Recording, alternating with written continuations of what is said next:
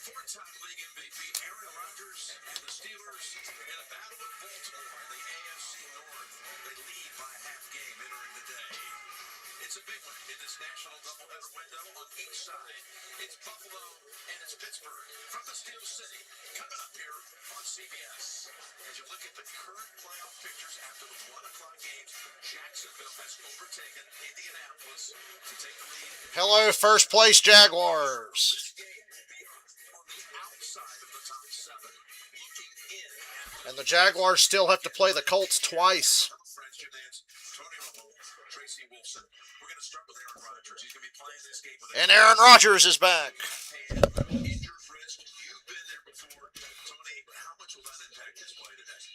Well, it won't impact his throwing. He'll be able to throw the football exactly like he normally does. It will affect the running game. He's going to have to hand the football off with his right hand. So expect some difference in whether it's shotgun or under center. I think you're going to see some pistol. Go back and look. Arthur Smith, he's done this before in the pistol. This is going to help him with the metrics. Okay, for Jared. We cannot escape the pistol, can we? Now we're talking about Arthur Smith running pistol. First place Jags. Aaron Rodgers is back. Chaos everywhere. Jags play the Colts twice in the final month, by the way.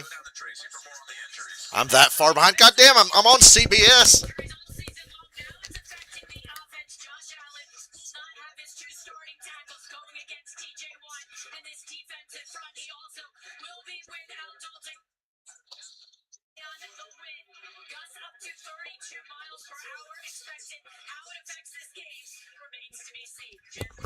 We're live, pal.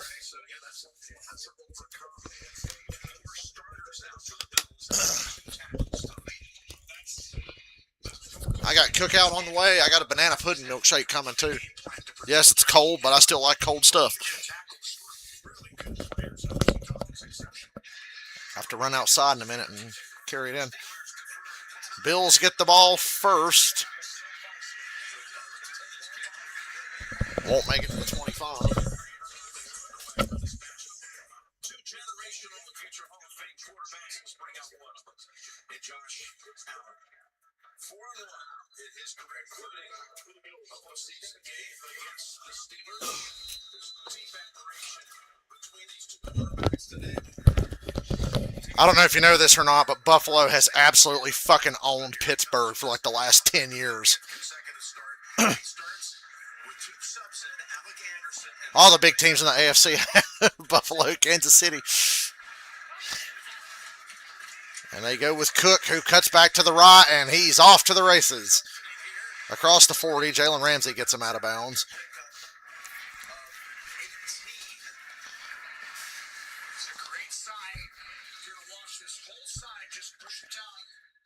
Bro, my red zone and my CBS are perfectly in sync with each other now.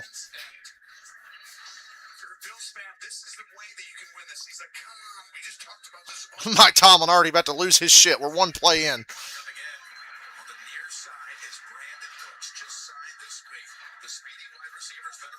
Oh, yeah, Brandon Cooks new to the Bills and incomplete. They were going for Shakir on a screen. It was going to be blown up anyway.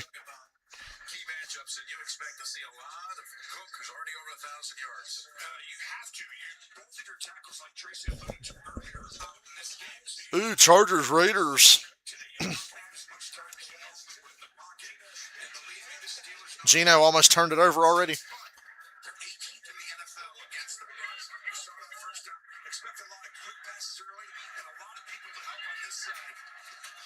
Cook up the middle, leaning to the left, and 2 yards, maybe 3. Third down.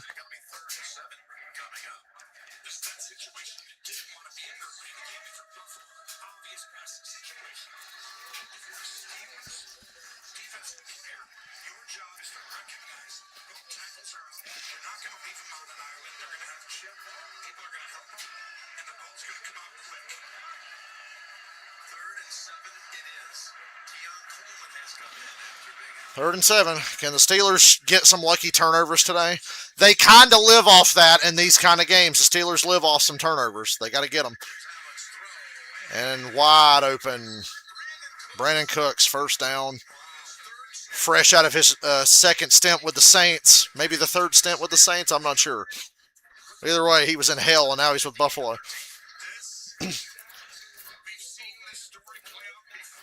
The Bills have to get right. They have no choice. I don't think they're going to win their division. Ooh, Josh Allen took a shot to the gut.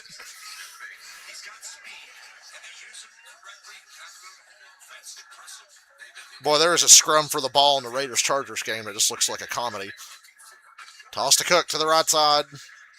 Maybe a yard. TJ Watt got a hold of him first.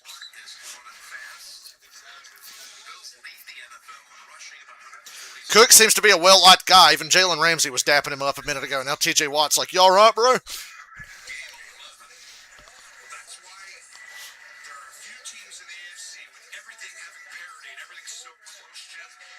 Here we go, Jim.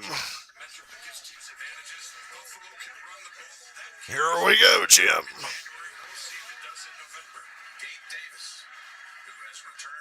Big game, Gabe. False start. TJ Watt got him on that one.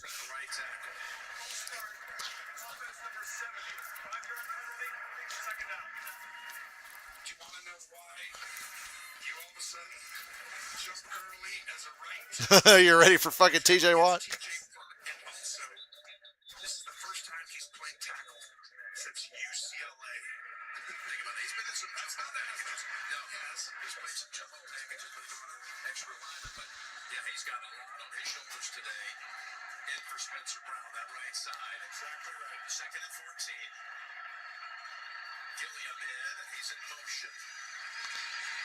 Swings over to Cook. Got a lot of work to do. He got about 4 yards. Third down again.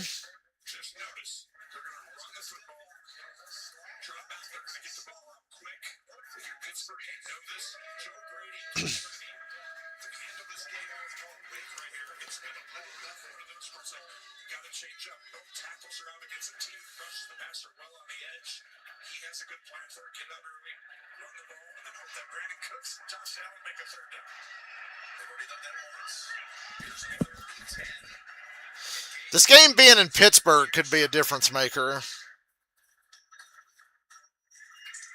It's intercepted. It's picked. Down by contact, but a takeaway. Remember, I said they live off of takeaways. They do.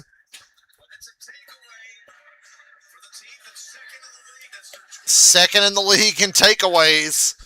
They've won some games this year they probably shouldn't have won because they just take the ball away. They get on these hot streaks where the ball just comes to them. And that's a pick. And coming off that game against Houston, you cannot feel good about this if you're Buffalo. I'm going to restart my YouTube TV on the smart TV. Maybe it'll get caught up a little bit. Because a little while ago it was ahead of Red Zone. Now it's like perfectly in sync with Red Zone. That's one takeaway.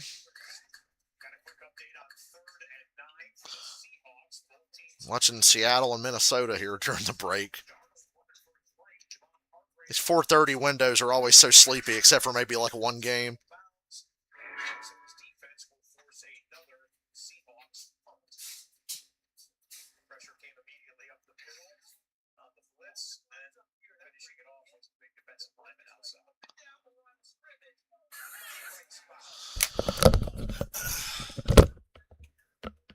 CBS fell off in the last 20 minutes. I'll be right back.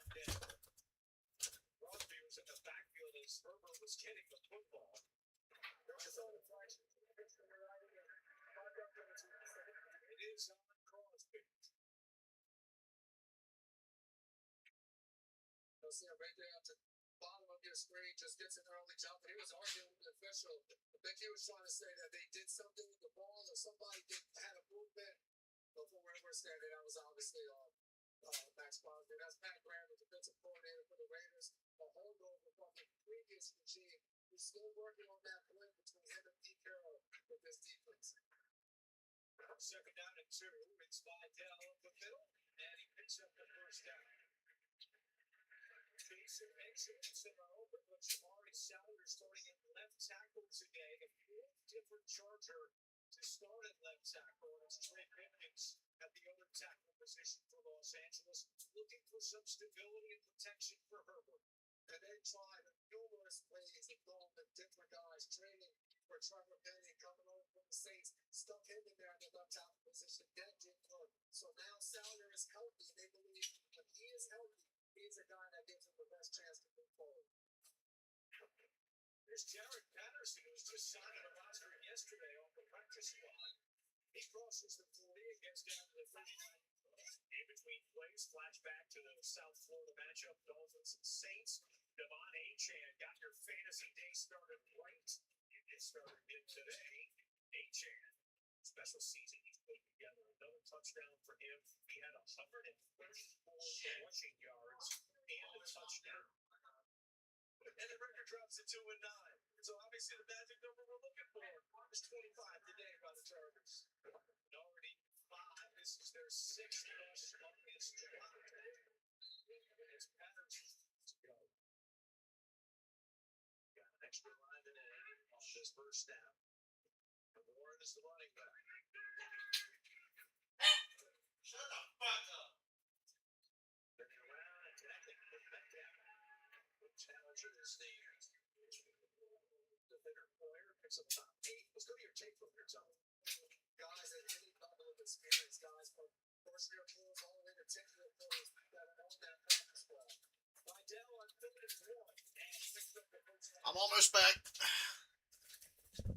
Food's here. I'm back. The guys on the field, extra linemen. And by the way, Washington number 80 is basically an offensive line. Hell, now my shit's even more behind. They're going to try to Red zone's ahead of me now. defense and start to win against the run. And you see that he's in the pistol. Steelers have first down. Can we, get live, please? Coming up for Pittsburgh. So the big key on the other side was going to How do I restart it and it ends up more behind? actually doesn't chip that off in one of the lowest in the league. How are they going to help the edges on their offensive line? And then this for Pittsburgh, it's going to be Buffalo, who struggled a little against the run lately. We're going to put a ton of big people in there and run right at them. How can Buffalo handle that? We'll see the big cast on the left arm. The Steelers have lost 4 of their last 6. Trying to find a good spot for my headset. Expect to see almost all day is Warren. Jalen Warren, I'm caught back up again. I'm in sync with Red Zone, basically.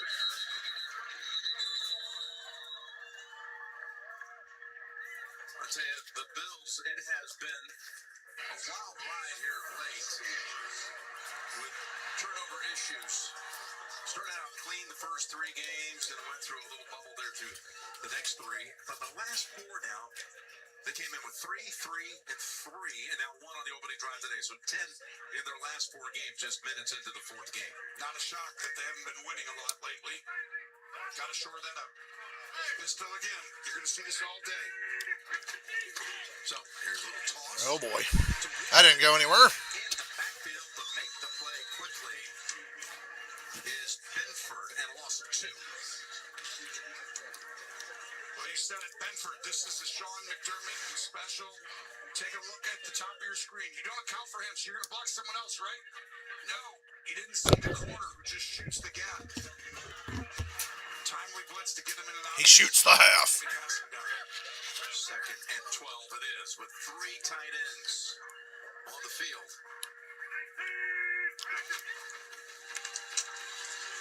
Bad wrist Rogers throwing it short to Warren again. Another good tackle. Not going to get away from Milano this time. He's a hard They're all over Jalen Warren. Usually he'd actually I'm eating, so I might be quiet for a while. Milano's great in open space tackling. And you see Milano right here pop out, reads the play. And that's what makes it. Banana pudding milkshake from Cookout. Linebackers, weak side backers, only. You got Gainwell coming in from Pittsburgh.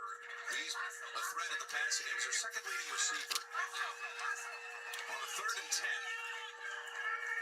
Austin moves to the right side. Looks like they're going to chip Joey Bosa at the top. Aim for Rogers' left side. Oh, boy. Throwing it down the field. That was a great throw, but Tre'Davious White covered it well. Lost That was a really good throw from Rodgers. The Buffalo defense. We do the Romo. It was incomplete, but I'm going to tell you why Rodgers was so good on this throw. This was a high-level throw, and Aaron Rodgers. Right on cue. The difference is we don't have That was a great throw. a lot of big receivers. White Fucking laser accurate. A little bigger receiver, a little bit more weight on the receiver. Austin does a lot of things well. But one of those is high pointing with somebody else a little bit tougher. You got Darnell Washington, the tight end. He's a big target. They're going to see you. You're going to need him later on as they get no points off the interception. And Shakir makes the fair catch at the 18 off the punt of Waitman. Bills, the Steelers. Last one. Aaron Rodgers. I'm on a highway. Planning on going to see AC/DC in the summer.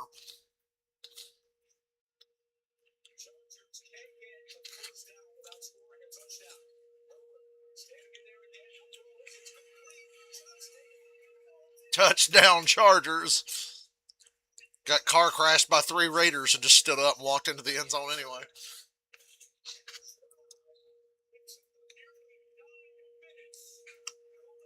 Yo, Kansas City and Houston's the Sunday night game? Wow. That's a hell of a lineup next week.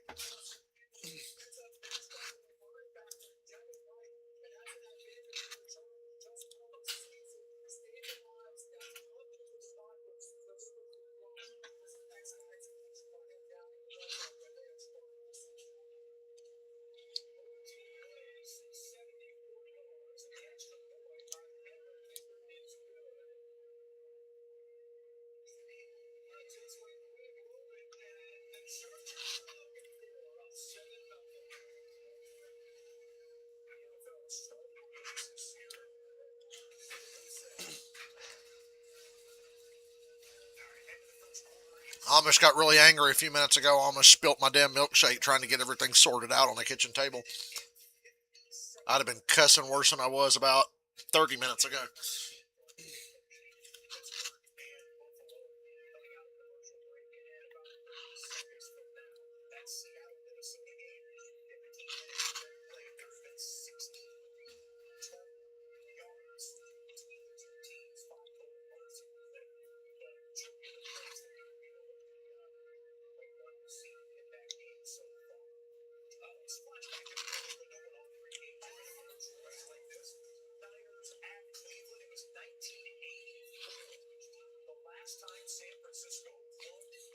Wow. The last time San Francisco won in Cleveland was 84. I know they don't play each other that often, but that's still crazy. Because in the last 20 years, they've had to have played there a handful of times. Today's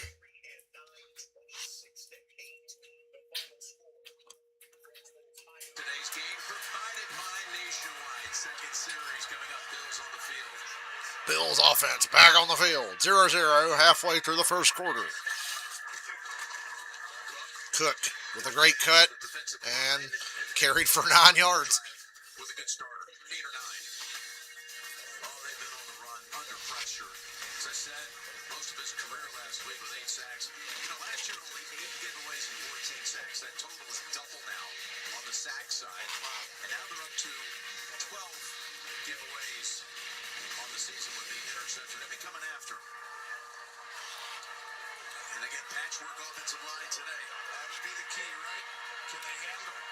You got to get somebody over here. There you go. You're going to get hands on one if they're passing. If they're running it, you don't have to. Second and 2, and Cook Cook. plowing ahead again. Boy, he's hard to get down. Left and right. First down. Took the left side, got 5 and a first. He's so good. I mean, I'm impressed every time I watch James Cook. Just his ability to be patient in the hole, hit it. Romo wishes Patrick Mahomes was in this game so bad. They're going to have to wear him out. It's why they have a chance. Because they have one side of the ball, one thing they can rely on, no matter who they go against. That's the run game again. They get adjustment with his helmet, and Davis comes in for him in the backfield. First down at the 31. As Davis. And Davis pops a big run near midfield. Yeah, that's his longest rush of the season. Wow. Goes for 15. kick return for a touchdown against Houston last game. Buffalo has hit some big runs early. This offensive line, you'll see Torrance reach, and he gets bent. Steelers fans saying, not again with this shit. And this is why I say over and over again, when you have backups in on the offensive line, they're still big people, Jim. Keep running the football. Yeah, Davis took off to the end zone last week, got a field. And Davis with another wide open hole to run through and another first down. Back-to-back big rushes. One for 15, this one for 13. You're going to see the entire left side of the line slip, like just move down right here. And as they do that, your job as a running back is to read it.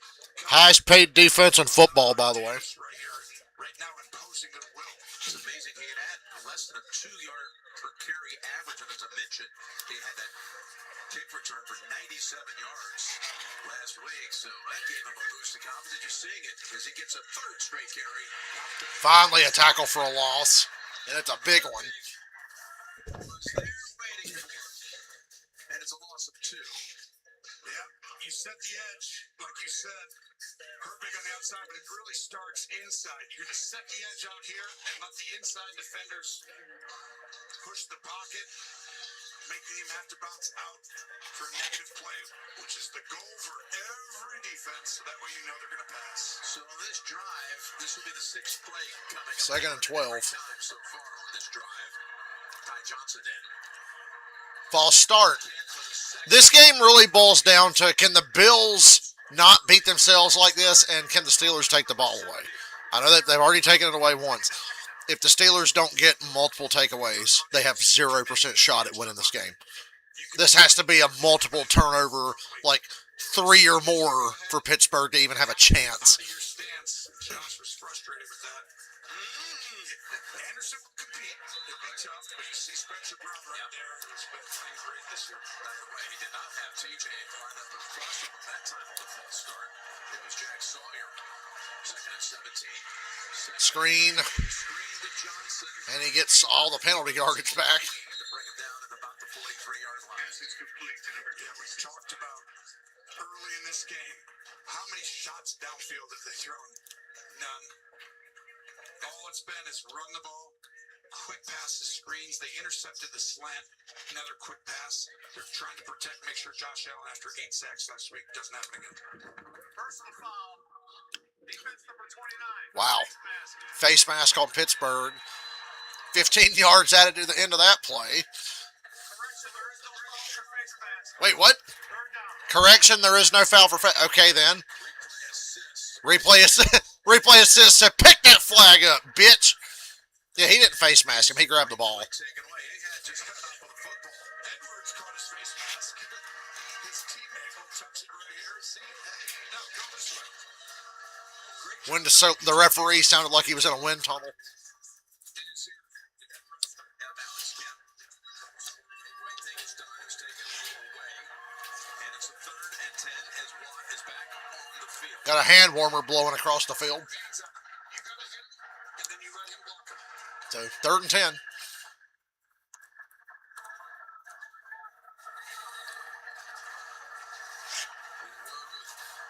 Torrance's right guard. Uh-oh. Get out of there. Big time. Oh. Trying to get it away at the last Well, he got it away, but it's incomplete. The incompletion in the direction of Johnson. But again, it was Herbig wreaking havoc in the backfield. You're right about Herbig, but watch TJ Watt. They don't get 4 hands on him. Just one guy. The guard tries to come over, but because of that pressure, Herbig gets to reap the benefits at the end because Josh Allen feels that. And Herbig does a great job against the running back, and Herbig's been playing well lately.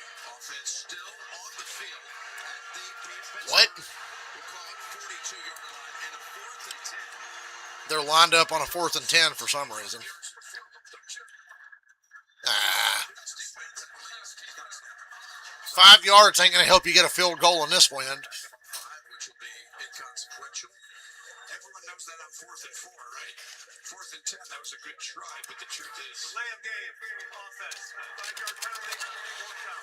Even if you didn't try the field goal, you might have tried to go for it on 4th and 5 from the 37. true.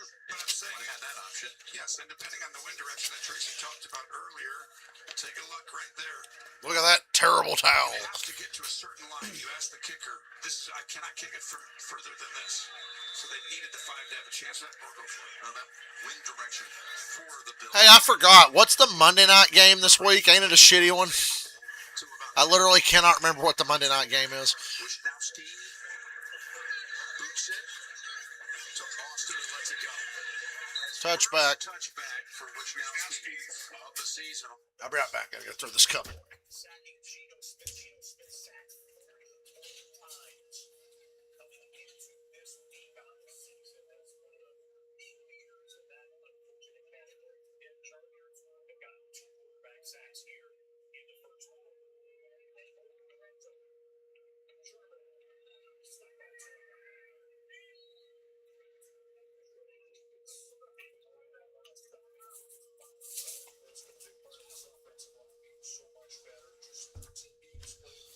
Giants Patriots. No wonder I forgot. Well, Jackson Dart's going to play, right? So, I mean, I'll enjoy watching it. I like watching the kid play. But hell, even if he doesn't, fucking Jameis Winston's going to play if Jackson Dart doesn't. And that just sounds like it might be a fun time. So, no, I'm not streaming it. I'll see y'all Thursday. See y'all Thursday, right?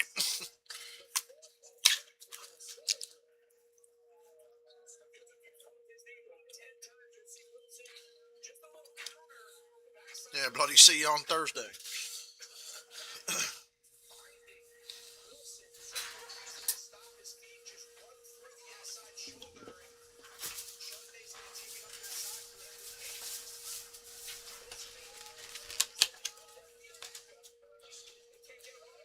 Now I'm going to eat these chicken strips with fried cheddar bites and Cajun fries, if you don't mind.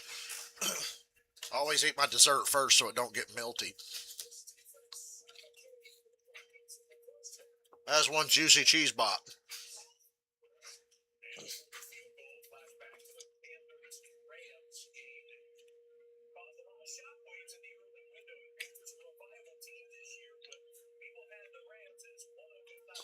Yeah, the Panthers are a viable team until Bryce Young turns into fucking Tim Couch every couple of weeks.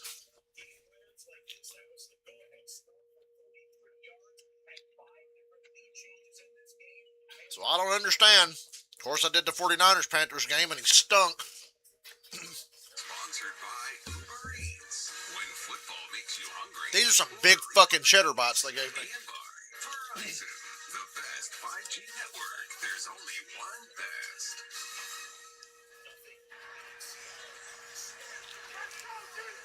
Yes, the Steelers Hall of Fame Museum right here at the stadium. With Man, fuck Art Rooney.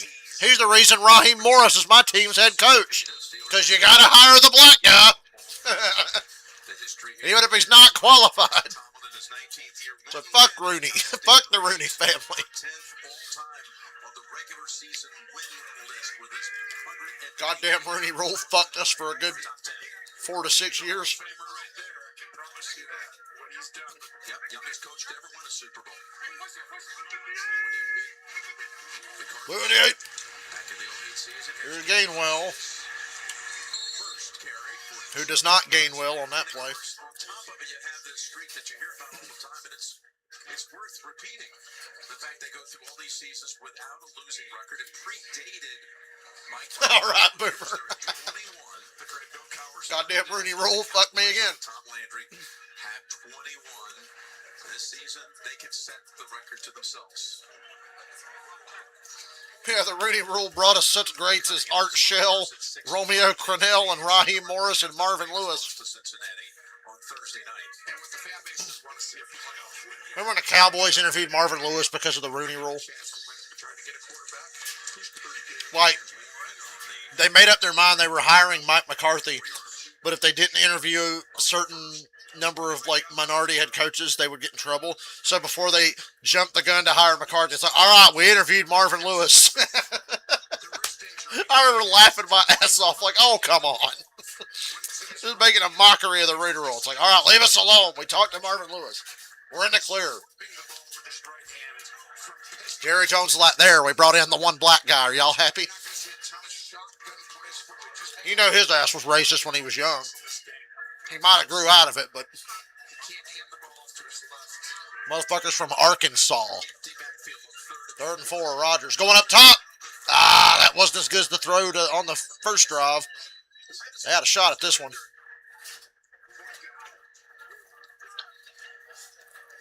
This is strictly Roman Wilson thinks he did it correct. Aaron Rodgers wanted him to get his eyes back because he gets it up so quick. By the time Roman Wilson's eyes come back, he's like, I won. And now Aaron's like, hey. Dion will probably get an NFL job one day, And also, I gotta throw even that though he ball doesn't inside. really But guess what? Tracy said deserve it's it. very windy, and it's going that direction. As a coach, he's one of the greatest players of all time, undisputed. With his second punt, Shakir is the returner and against Signals fair catch. Got a flag out. Is he caught it at the 20? But you ought to know, Mike Singletary was an incredible player.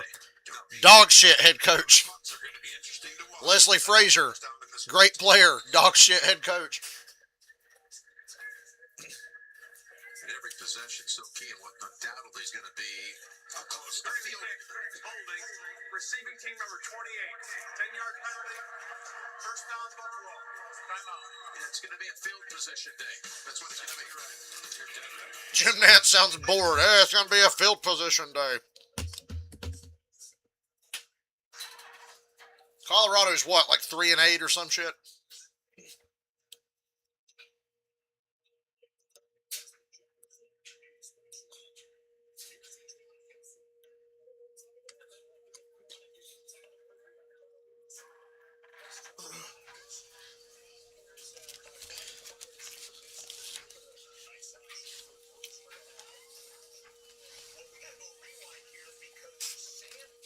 Sam Darnold's going in the blue tent. By the way, can the Seahawks wear these uniforms all the fucking time, please?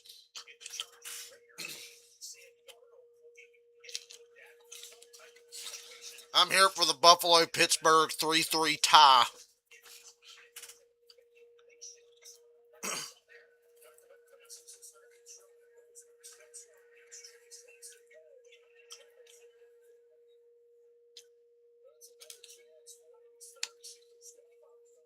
I think Justin Jefferson's about had enough, don't you? Just the ball that we're used to seeing Justin Jefferson catch. It's working to his left. It's rolled behind him. He's sent out a few times. He's there. The old pros, veterans, are just going to have to figure it out.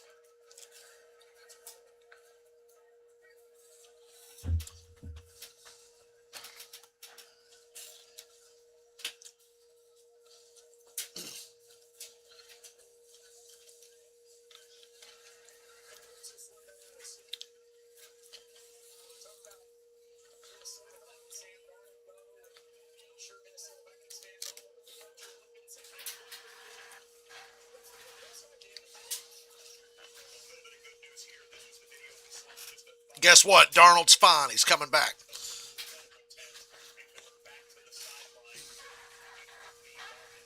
Bad karma.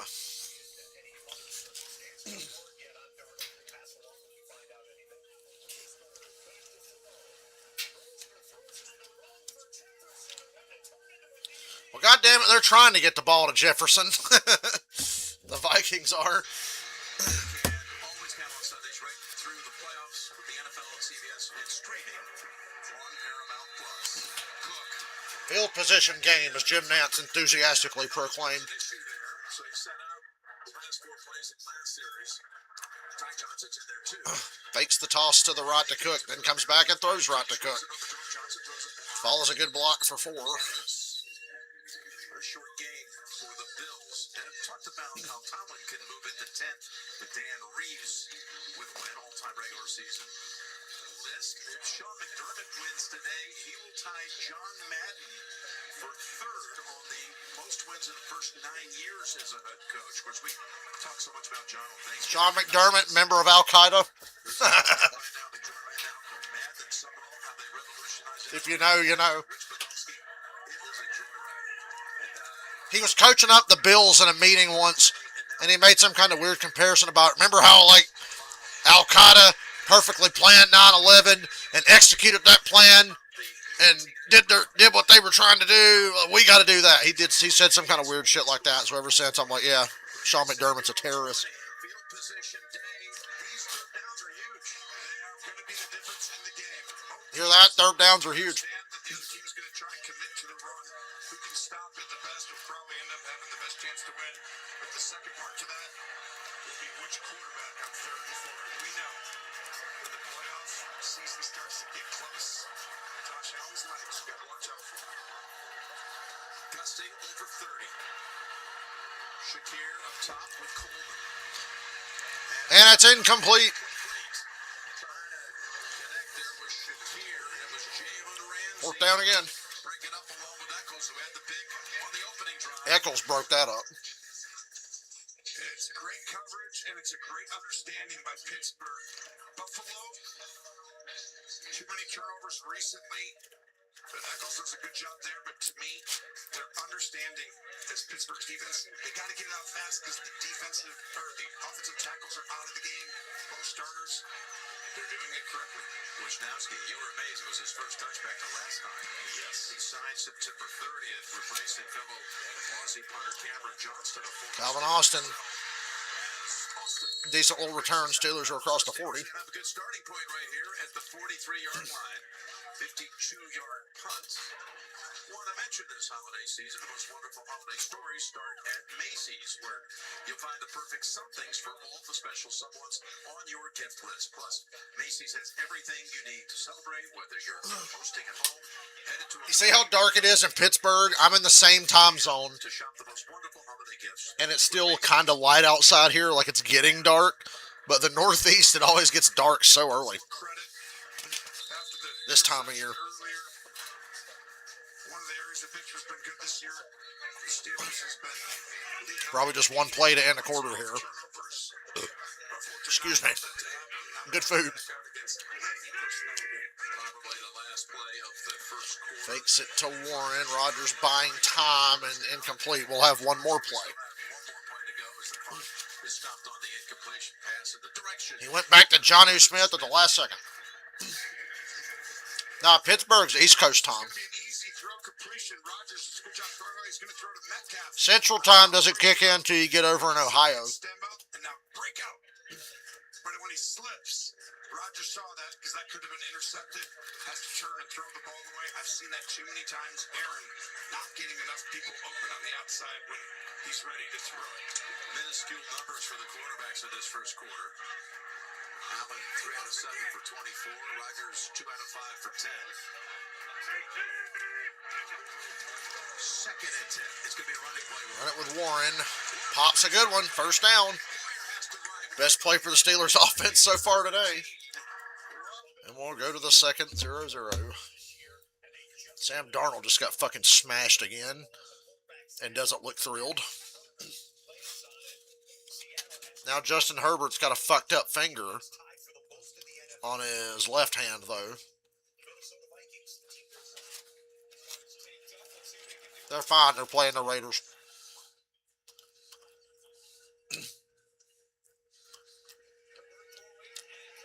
Bro, that Eagles-Packers game was so goddamn bad. That was one of those nights where I said I really sat here and watched this bullshit for 3 hours.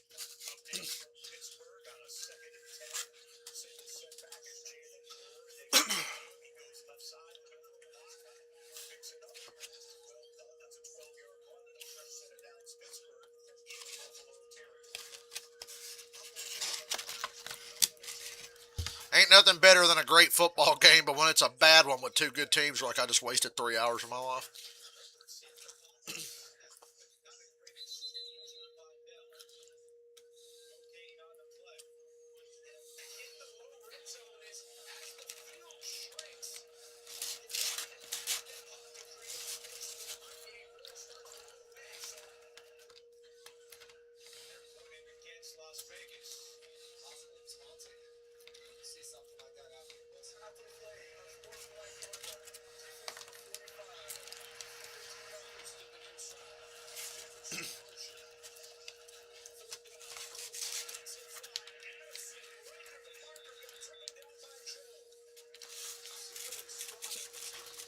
dude is playing better than McCarthy would be playing right now. Is the sad part.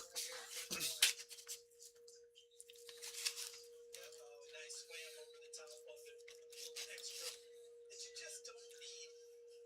And when you're 2-9 and struggling in every phase, don't give them something extra. I mean, by the way, never writes a tough guy as it is. That's not proven extra toughness. And you want it to back your home. Herbert into shotgun.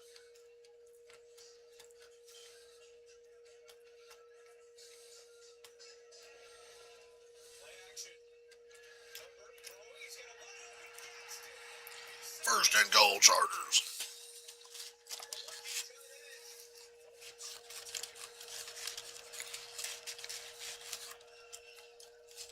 Vikings are going for it on 4th and 1 in the red zone, and this kid just, oh my God, he threw a pick six. Just go down. Touchdown Seahawks. God damn, that's the damnedest pick six I've seen all year. Wait till you see that replay. That was the worst pick six of all time. I take it back. This guy's not playing better than McCarthy. He was.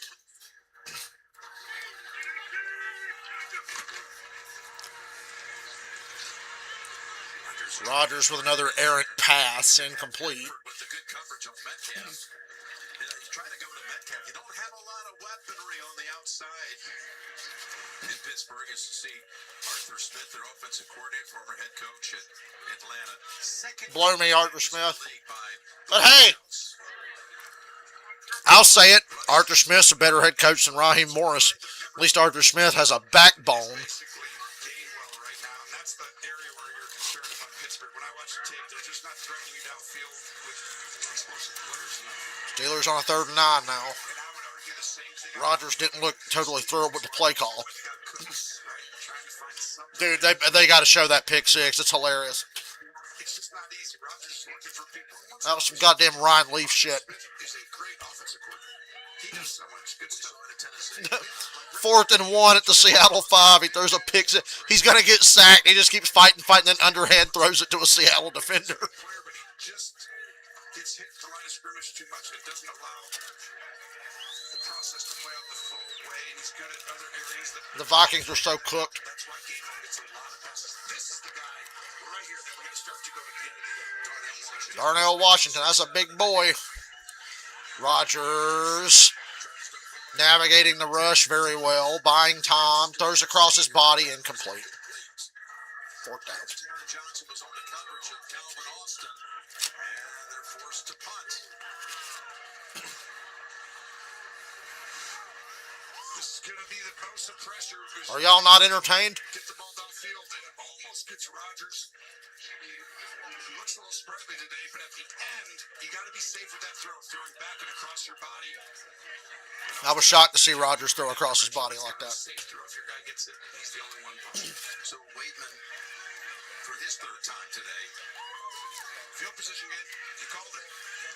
back and forth we go as Shakir stands back inside the 10. And it's going to help Buffalo's field position. With that backwards bounce and fall down to Buffalo will be at the 20. I'm going to watch this 3rd and goal for the Chargers.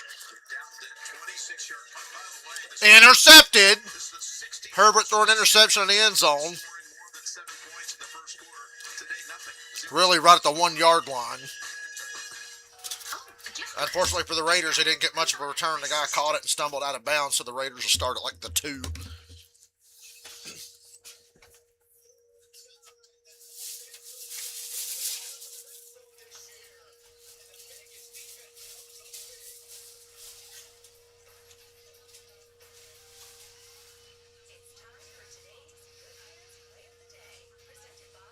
Now Kelly had good hands for the Raiders. How about the good hands or hand of Puka Nacua, one of the catch of the year candidates for the LA Rams, working against defensive back Mike Jackson. And you watch a slow-mo here.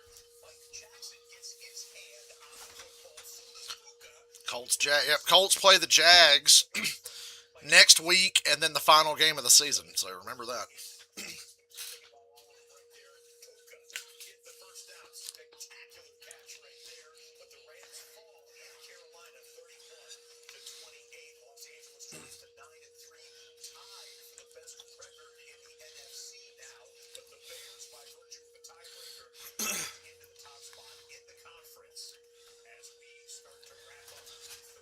49ers with that late ass bye week. There's still teams after that that haven't had a bye week.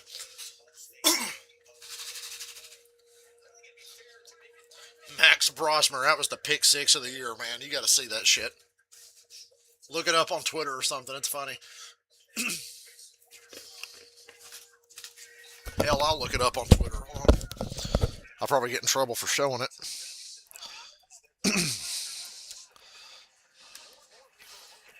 Not Google, Twitter, fool. Big dog eat.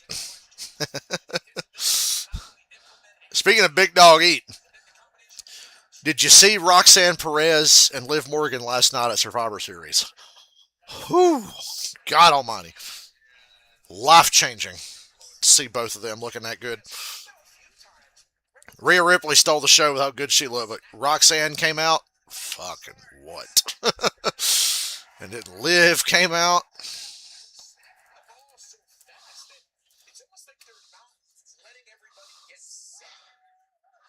All right, here's the Brosmer pick 6. I'm not going to full screen it. I'll probably get in trouble. Hopefully it'll load. Watch this. He's under pressure. He's getting dragged. He's getting intercepted.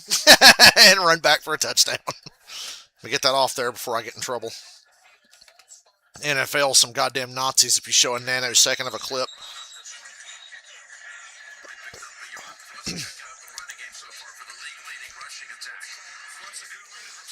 That was one of the pick 6s of all time right there.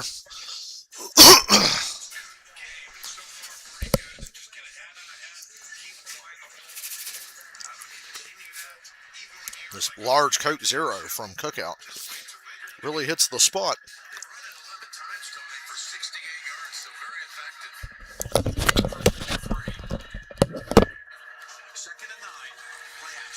Play action from Allen. Throws it short though. And Cook does the work, first down. Come on, Buffalo offense. It's not going to take much to win this fucking game, if we're being real. You can play action and get help on TJ Watt right over here. Quote Cam Ward, if we keep it a buck, Pittsburgh's defense is ass. Tackle hits him with his 2 as well. You see Anderson gets the help. Little chip by Hawes and Costa 6 hands on him. 3 different guys. And again, worth repeating, Tony, they got Dalton. Oh, what an interception in the Chargers game. Wait till you see this shit. Holy fuck. Volleyball interception on the sideline in the Chargers game. Allen running for his life. 5 yards. You guys see the interception in the Chargers game now, too. This was crazy. Of course, Geno Smith threw it.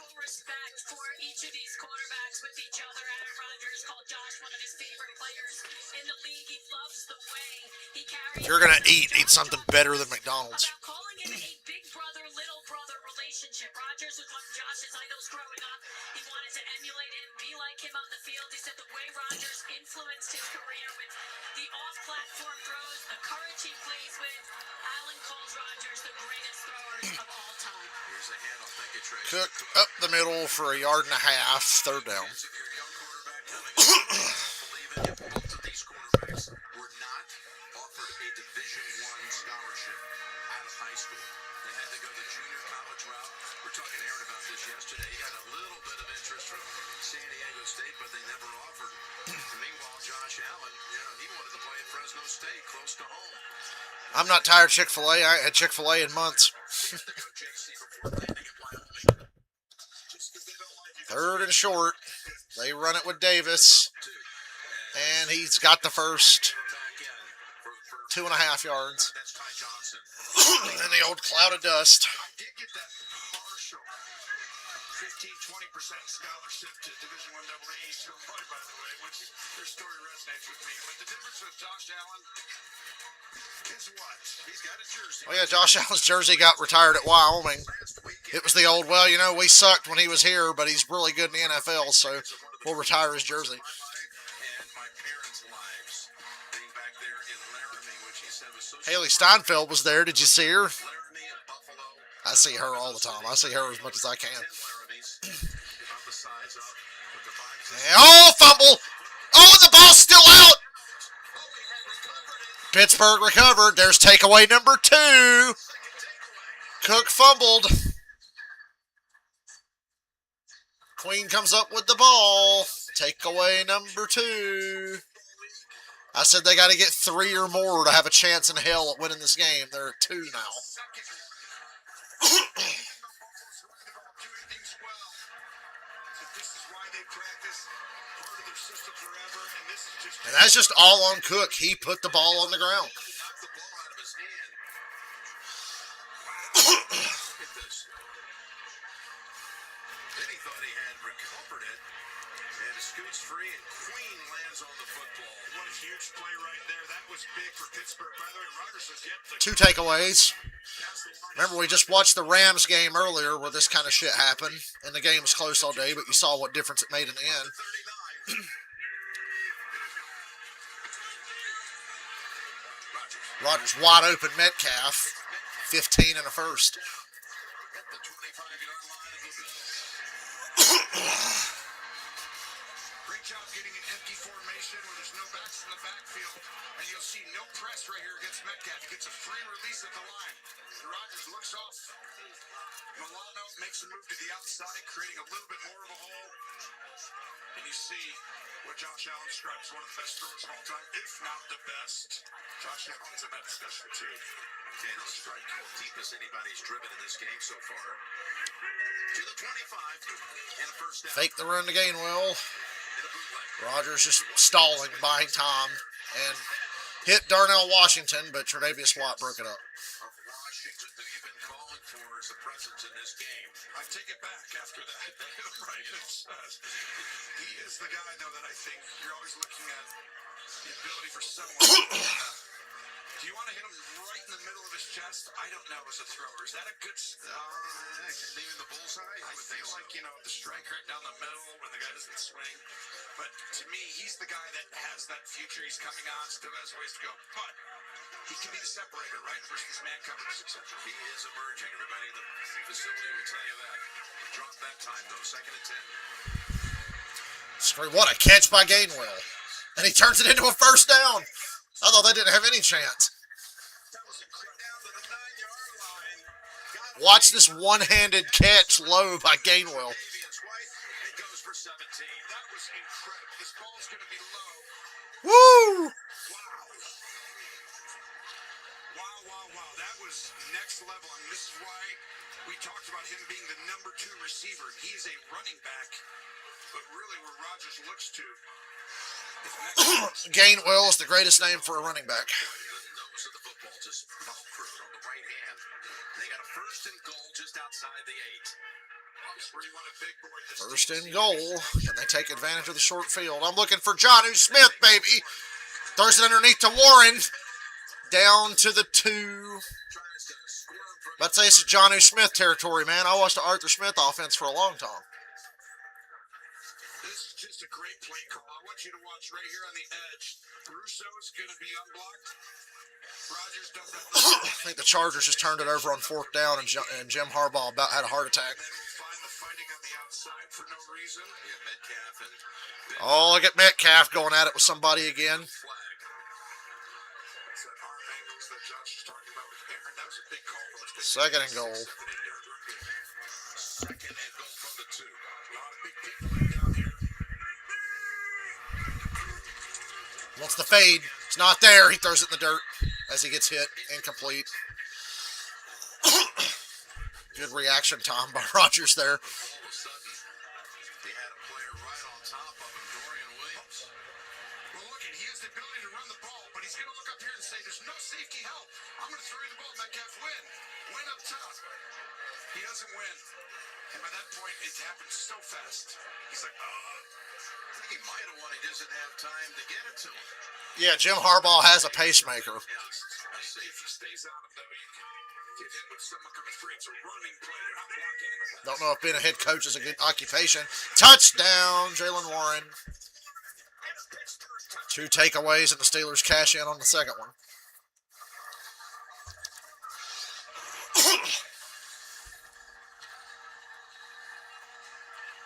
It's Steelers season. We talked about trying to go big in this game. So late flag just hit the ground at the 4-yard line. Well, Pittsburgh went huge there. They went in motion with an offensive lineman, Spencer Anderson, as a backup, giving the lane for Warren. And this game's going to be a little bit of that, where just big people come in and impose their will. After the play, unsportsmanlike conduct, Pittsburgh number 4. Unsportsmanlike conduct on DK Metcalf. What a shocker.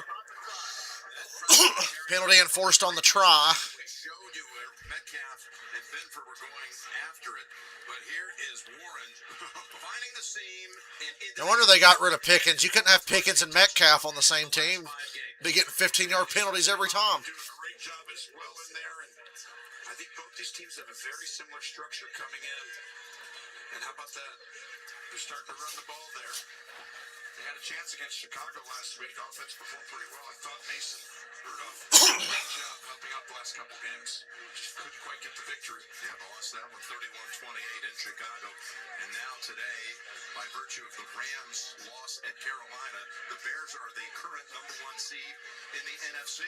The road to the Super Bowl goes through Chicago for now. Take the penalty on the kickoff. Buffalo's going to take the penalty on the kickoff.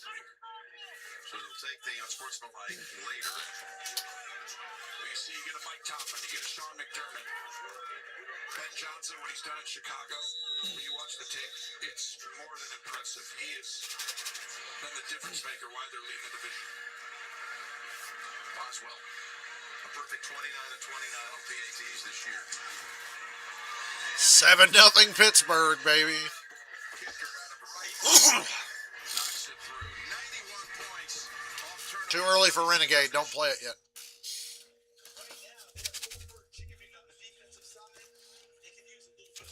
Raiders defense is keeping the game with the Chargers close, by the way.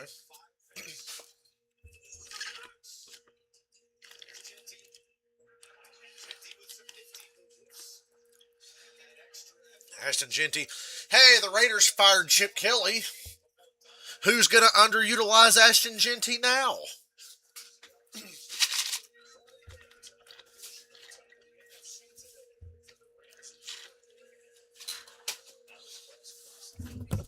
I don't know why, in the year of our Lord, 2025, anybody would have thought it would be a good idea to hire Chip Kelly to do any fucking thing at the professional level. But that's why the Raiders are the Raiders.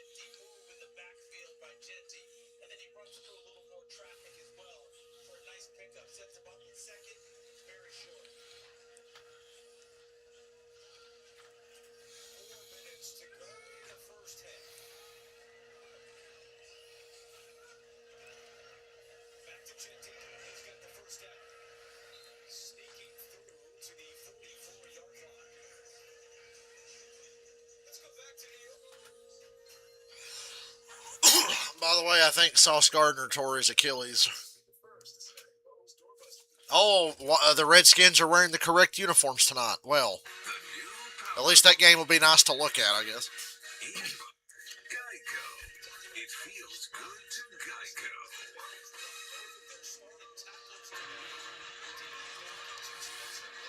We're back here at Pittsburgh and Gene Steratore. There was that unsportsmanlike penalty call that the Bills said they'll take it on the kickoff, which puts Boswell and the ball on the T-back at the 20. When you have an unsportsmanlike conduct after a touchdown, there isn't enough option to carry that penalty over to the kickoff. They needed to enforce that foul on the PAT. Yeah, I don't know why you wouldn't have taken the foul on the extra point there instead of this kickoff, because now it's just completely inconsequential. Buffalo returns it only across with Davis.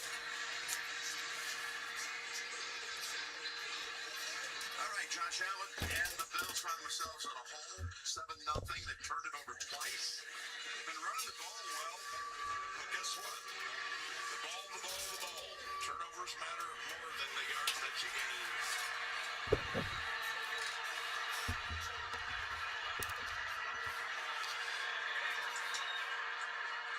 Here comes a play action. Right. They go right back to Cook. It takes off. Gain of 15 and a first down. Tackled down by Harris. God damn it, that fucking milkshake's got me coughing.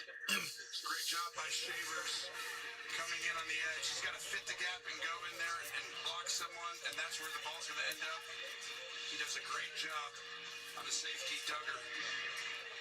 And this is why Buffalo can impose their will. They just got to stop turning the ball over like they've been in the games that they've lost recently. Boy, if you were to say they have 88 yards in this First and goal, Raiders. you think they have maybe even a couple of Brock Bowers got him down there. twice instead. Bill's going back to Cook, 3 yards.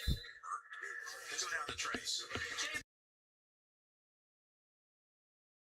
McGovern, he was having his left elbow looked at throughout that whole last drive. He was on the bench, and the trainers were looking at him, put a sleeve on it. He was in a lot of pain.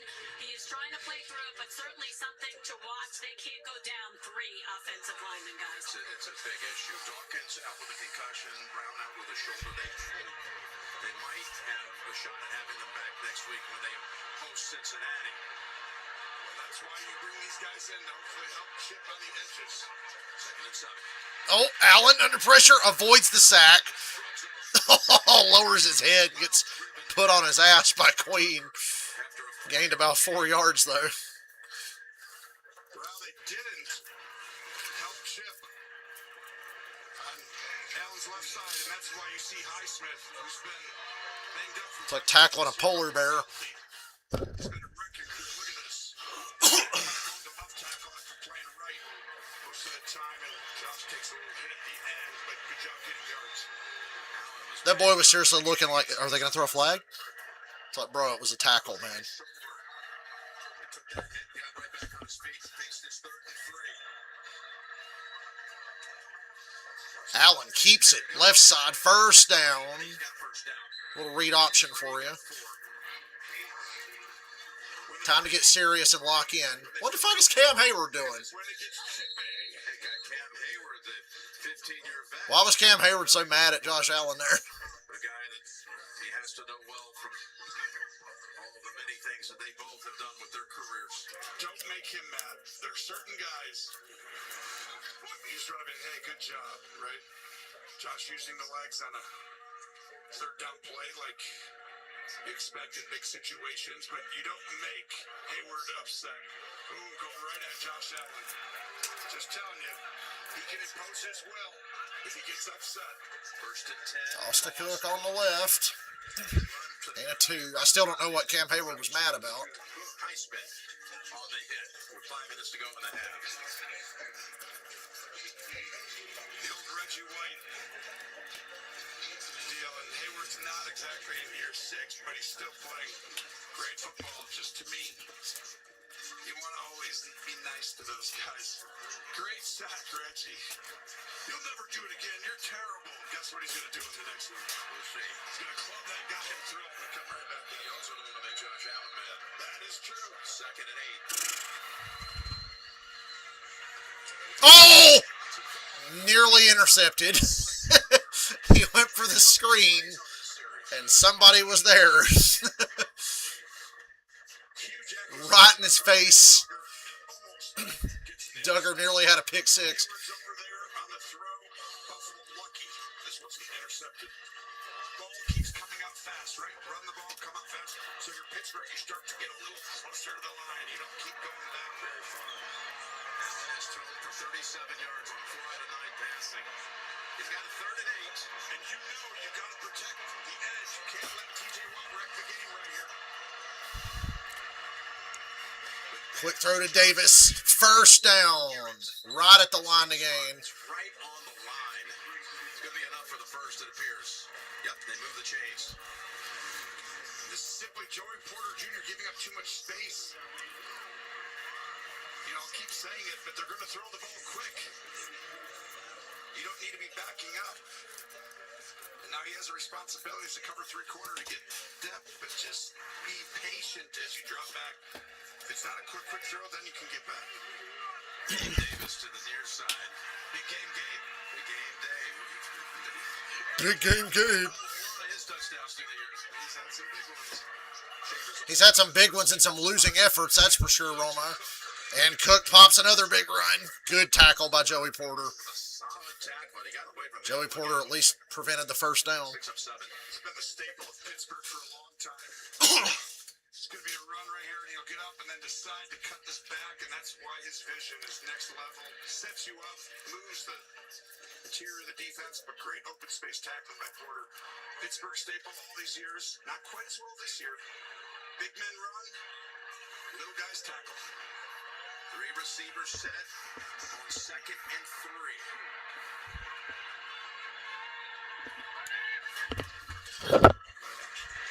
Allen avoids TJ Watt. Stiff arms another man. He's going to run. Oh, that's a foul. That's a foul. That is a foul. There's no flag, but that should have been a foul. That should have been a foul. He slid and got the hell knocked out of him. How is that not a foul? I'm usually the last guy to say that, but that is a foul.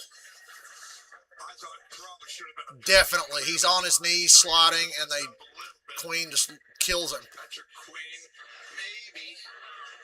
And there's no flag for that? Really?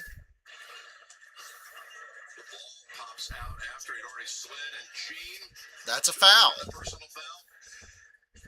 100%. That is a personal foul they didn't call. With Josh Allen down and makes contact and is down by contact. Patrick Queen kind of has not committed to the tackle yet. Now he hasn't made contact with the head and neck, but I think it's a late hit because That's a late hit. already clearly down before Queen makes a committed tackle to him. So I think there is something there for a late hit. Okay, Third down. play goes on. Should be first. No replay assist. It's 3rd and 2. Replay assist sits on their fucking hands on that one, oddly enough. First down for Allen. His legs on this drive, and he does so. And Allen signals the first. Patrick Queen. Right in fucking Cam Hayward's face. His legs, 3rd and 2, his legs.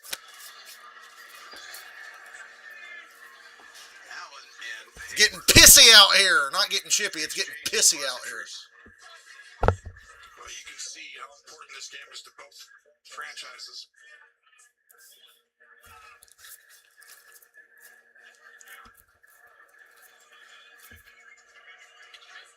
Getting a little pissy out here. right with the injured player. We're going to step aside. 2:20 to go in the 2nd quarter. Hey, did you know you can get up to 15% cash back Black Friday through Cyber Monday with Rakuten on top of sales? That's huge. What? Oh, I'm sorry. I get it. Rakuten. Got me fired up. Thomas Jackson was there. He's going to make a change. A change on the scoreboard. Good for Carolina. And it did. As the Still hear him stretching my legs. 1-28. Carolina improves to 7-6 on the year. Rams drop to 9-3 afterwards. NFL Media's Sarah Walsh caught up with this on-field interview with Derek Brown. Matthew Stafford came in here on such a roll. He had only thrown 2 picks all season. You guys picked him twice in the first quarter. Talk to me about the defensive effort this team put on today. We had a lot of missed pieces. We lost a lot of guys in a short week. Being able to come out here and just be able to pop Aaron serious this week. Coach said nobody's going to give us a chance, so let's roll with it. You might have had the play of the game there at the end. They were definitely in field goal range. The strip sack, talk us through what happened there to really end their chances. Just a lot of moving pieces. Turn got high, force moment. Now my PS5 sounds like a fucking airplane taking off, but it's not hot. Thank you all my teammates for that one. The old girl still got some life in her. Very much in the hunt for that division title. What does that mean to you guys, given all you've been through? PS4, the glorified cable box that I have. Every single day, no matter what it is, when we were 1-3, it didn't matter what it was. We came in here with the same attitude and, just thank God for the success we had. Congratulations, what a game. Thank you so much. Yeah, Carolina Panthers team, they're a little hot and cold, but they're putting it together at some points, some stretches. Big win this season for them, bigger than beating the former #1 seed in the NFC. Los Angeles Rams today, Los Angeles Chargers, 7-7 tie game with Brock Bowers and the Las Vegas Raiders. Minute and 50 seconds remaining in the first half. Every single touchdown they scored by a player 24 or younger in 1934. Chicago. Queen was a little banged up after that last play.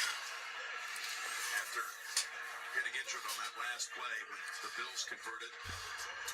Now we're going to go to the 2-minute warning, it looks like. Malik Harrison, they're going to take his spot on the field for Queen. They're going to take it right to the 2-minute warning here, which is smart. Okay, Bills putting together their first big drive of the game, down 7. And we're going to go right back to commercial. Why bother? I think that the Chargers wanted the juice of Herbert coming back into the game with the interception down the goal line. Herbert's out there in trouble. Max Crosby just crushed Justin Herbert. There are times this year where the Raiders look like they have a defense as good as the Browns or the Texans. This is one of those games, it looks like.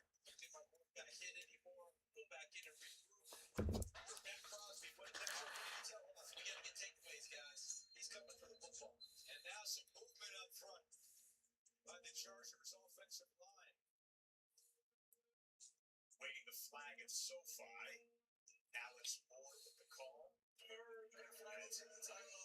so they called a timeout, I guess, before the flag. But you can see we are in the second half action with the home team in Seattle of 13-0. Minnesota, tough hole to begin with, especially in front of this loud crowd. And the Seahawks get the first possession of the third quarter.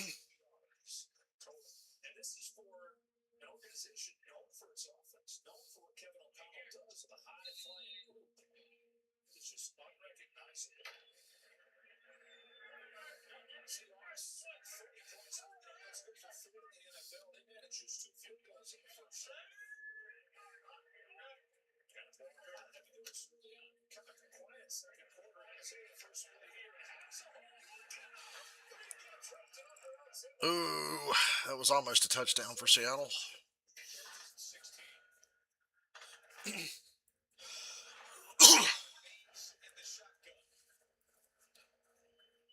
Chargers are really pressing their luck here.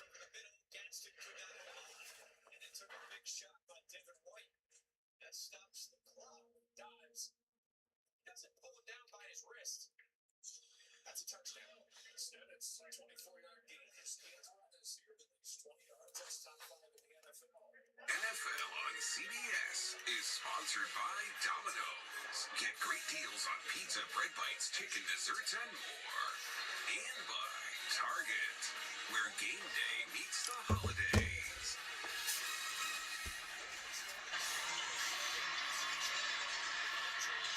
Back here in Pittsburgh, we got the Verizon halftime report coming up with all the crew. With Bill Cowher, of course, in there, the Pittsburgh native. This being the 20-year anniversary of Bill directing the Steelers to a Super Bowl title. At the Steeler 24. They've all had a few minutes to calm down, right, Cam Hayward, Josh Allen? Quick cut outside. Porter's there to try to Porter with another good tackle. and prevents what could have been. Porter is making some tackles today. Instead, it goes for 4 or 5. He shouldn't have to because he's in the secondary, but when he has to, he's delivering. Timeout, Pittsburgh. We'll be back in 30 seconds after this. The Burger King Double Cheeseburger. The Burger King Double Cheeseburger. Strongly explosive passing games and those big personnel groupings.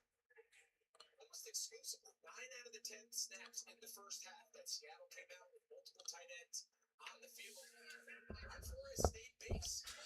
Here to start the second half, a little bit of a different approach than what we've seen the last couple weeks. Darnold got the Vikings to jump. Throw it up. Actually, that was a Pittsburgh timeout to stop it with 1:51 to go in this first half. Bills have a 2nd and 5. This will be their first red zone snap today. It's an open edge here. No one's helping there, which means what do you think it's going to end up being? A run. Cook again, and Porter with another good tackle, but he didn't stop the first this time. They have worn out this formation and this play. Duo, Sam. It's basically a double team. Run it inside again. Inside on a safety. Make the Steelers burn another timeout. Bouncing it to make the corners tackle. And Porter's done a good job twice, but it's working. I was saying earlier this year when the first Steelers-Bengals game, Dylan was here and we were watching that, I was like, dude, the Steelers are so easy. Throw it outside, run it outside, make those DBs and those corners go tackle. Make them tackle. Obviously, they've coached up on that because Porter's doing a good job. But if most of this year, it's like, oh, if a Steelers DB has to tackle, See what Alex Skip has to say. now we're reviewing something. That's a great point.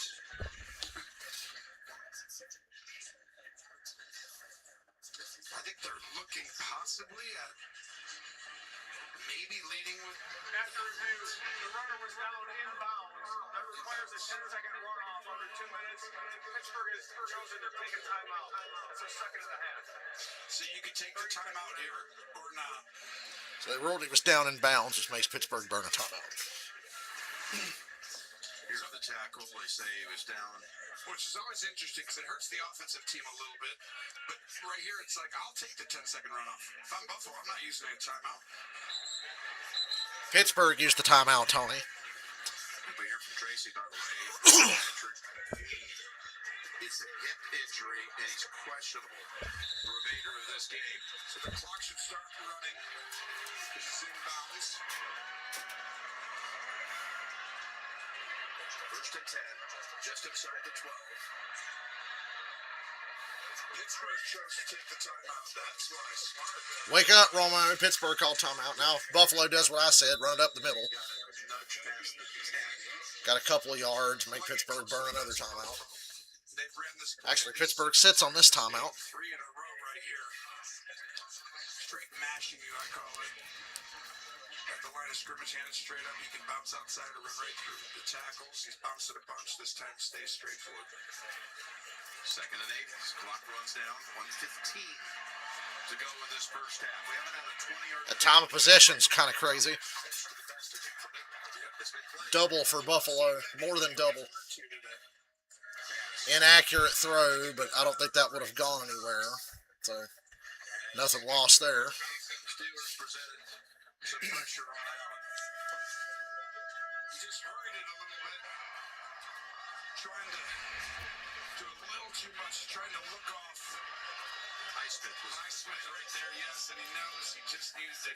But he needed to get there quickly because the defense was coming on the outside. There's just a lot that great quarterbacks see. Sometimes you keep it simple. okay. Again, they've been perfect on 3rd down on this drive. Can they do it once more? 3rd and 8. Inside to Gabe Davis, who's met Is backed up near the 4th down. I would consider going for this. I'm letting it go down. then if you're Buffalo. Injured Steeler, they're not going to be able to let it run here. This will take the Steelers' last time out. Go for it. I may take a timeout. I'd think about going for this. But if I'm kicking a field goal, I wouldn't have. Got another Pittsburgh defender on the ground. Pittsburgh defenders are dropping like flies.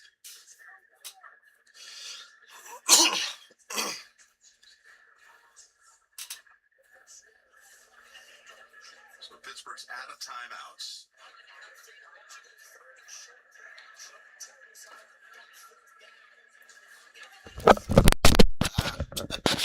Regardless if we took the timeout, it'll be Pittsburgh because they're automatically charged timeout with an injury under 2 in the last 2 minutes. It's James Pierre who's down on the ground, and again, we'll be right back. There's been a commercial-heavy second quarter.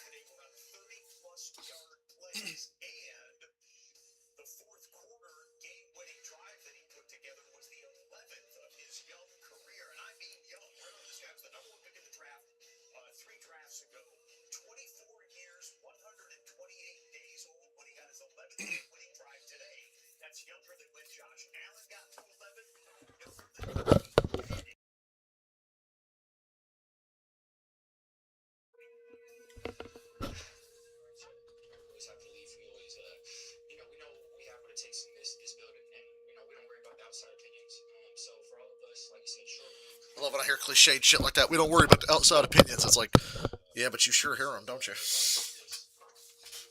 for both excited to go out there and play. And, we were excited just, as coach says, because it was the next game. We were just excited for the opportunity. I'm so proud of this team, how they pulled it off, the way it was on both sides of the ball, all three phases. This is a great win, so I'm super proud. What are those conversations like going into fourth downs? Go off and take on the team back in that situation? Yeah, again, I just trust my guys. There's no big conversation, no big hoorah. For me, I'm super grateful to have guys like that I trust, and need to have the situations, fourth downs, trust them to win one-on-ones, trust them with 50-50 balls, trust them to throw them open, whatever it may be. We have a ton of competitors. Fourth down, and the Bills' offense stays on the field. This would count as another Pittsburgh turnover if they get the stop. Are they actually going to go for it? Nah. Well, they can call timeout here.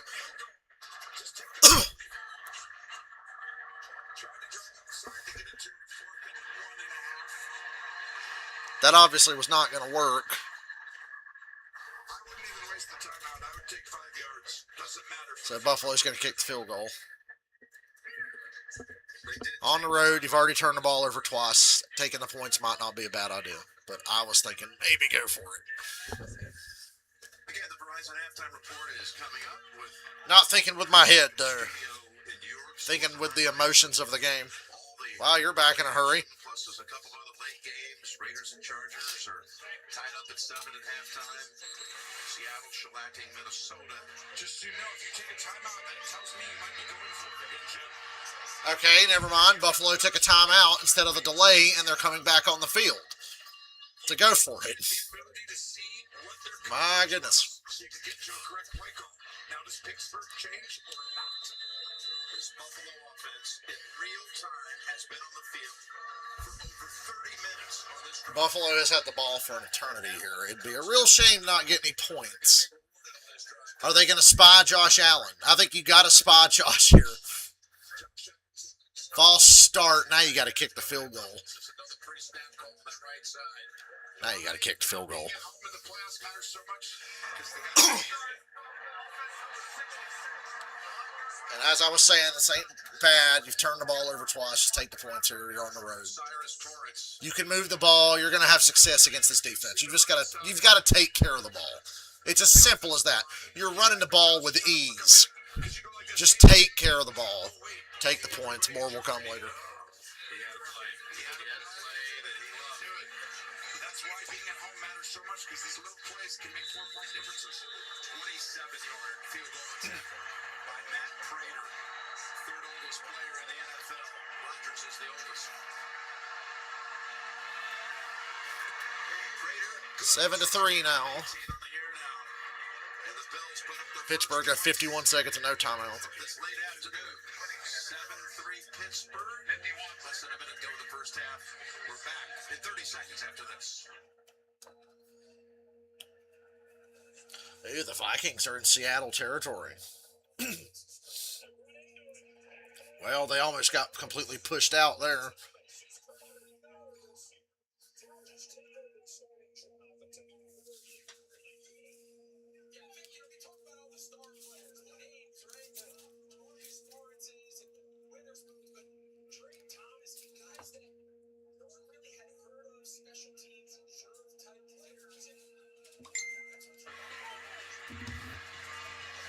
Aaron Rodgers and the Steelers will have 51 seconds to do something with before halftime. And with the lead, they have no timeouts remaining. That drive, by the way, took 7 minutes and 18 seconds. So essentially half the quarter to produce 3 points. Field position game, and we talked about the time. Both quarterbacks throwing for record numbers. Josh Allen at 51 yards. Aaron Rodgers at 48 yards. You got stuck with McDonald's. I got Cookout. We are not the same. No. Exactly.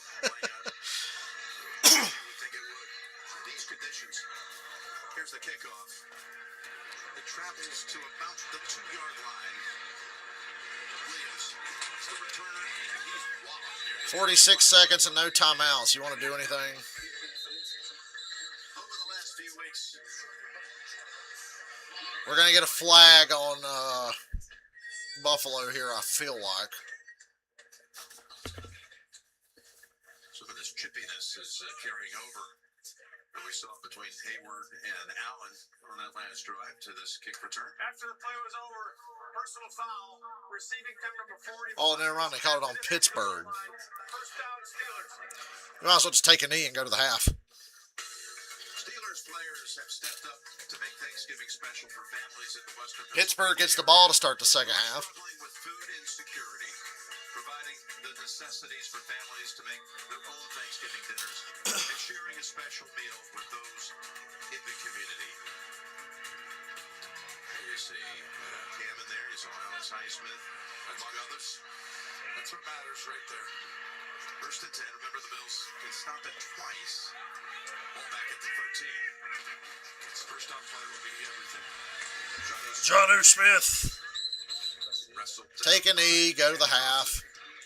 Just because you got yards and it's not second and 12 sack or something, or an incompletion, now Buffalo is not going to use their timeouts. They'd have been incomplete or something for no gain, they probably would have.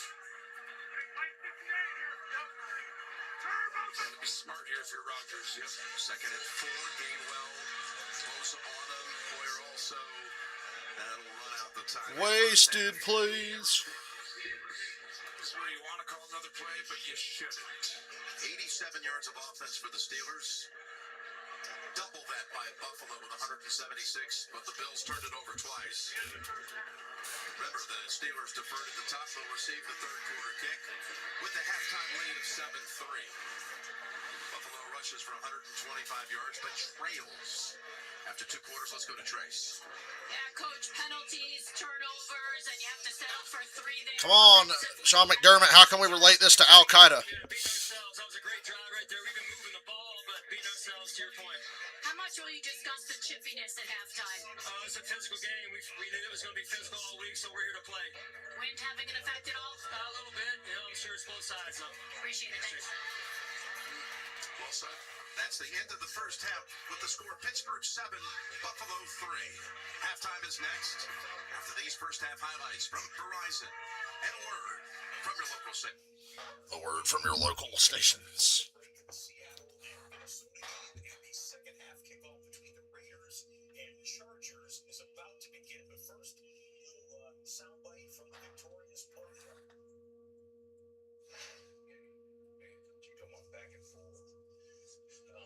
Man, just ebbs and flows of how a game goes, and man, just the grit that we've been talking about for some time, and our guys being able to just cut this game out. I keep saying there's no quitting these guys. These guys understand exactly what we're trying to build.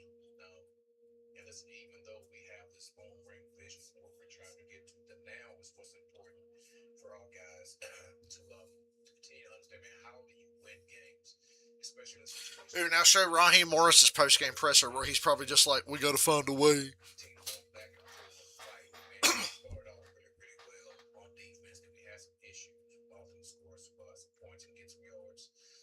Same with the offense, moving the ball quite a bit off. We just wasn't finishing the drives that we had. Man, special teams, as always, came through for us and made some really big plays for us to put us in field position to be able to get points. So there's a number of things that we got to improve on.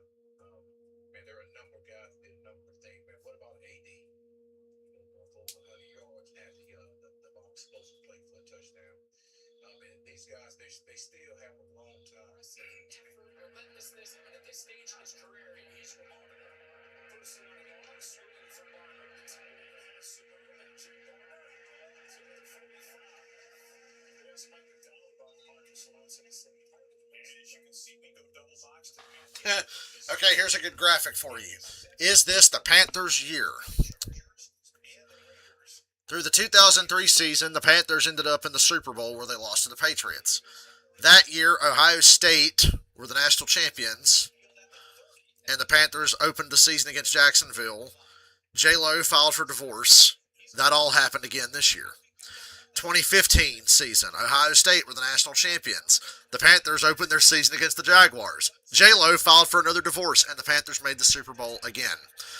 This year, Ohio State, once again, the defending national champions. The Panthers opened their season against the Jaguars. J-Lo filed for divorce again. Panthers Super Bowl run incoming. The stars are aligning. Ohio State's the defending national champs. The Panthers played their first game of the year against Jacksonville, and J-Lo filed for divorce. That only means one thing. The Panthers are going back to the Super Bowl. How about that?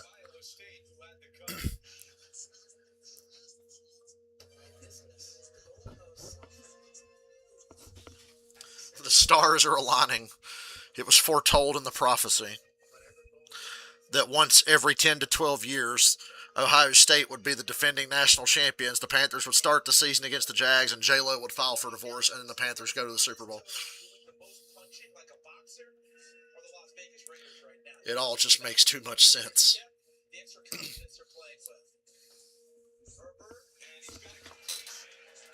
If that happened for a third time, oh my God.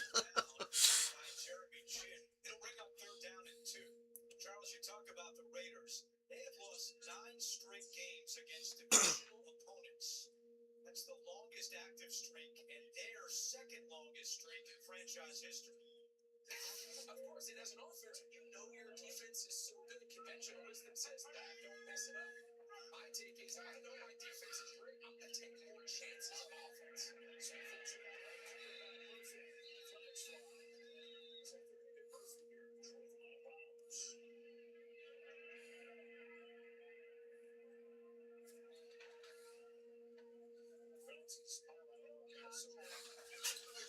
I've seen crazier things happen, and the 03 Panthers won a lot of games like they did today.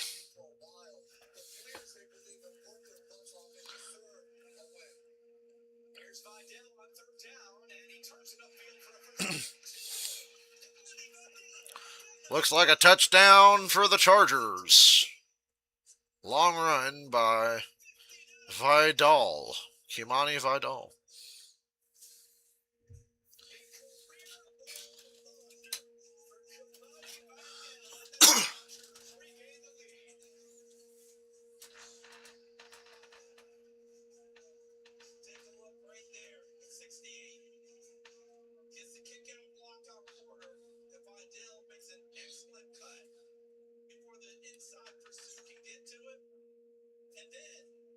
I'm mostly scrolling my phone during halftime, so if I see something interesting, I'll let you know.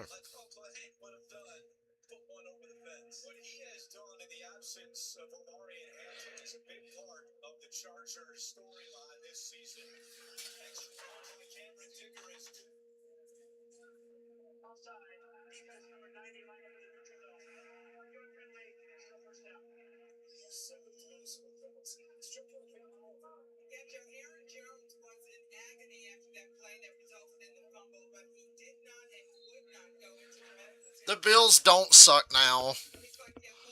They're moving the ball up and down the field on the Steelers, no problem. They just turned it over twice. They'll be all right. We know Pittsburgh's tough, even if we laugh at how bad they fuck up sometimes.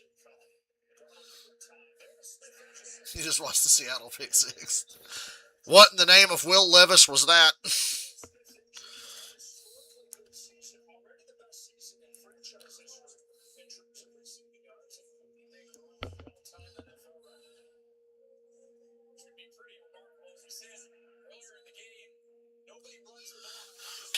What in the name of Will Levis was that shit?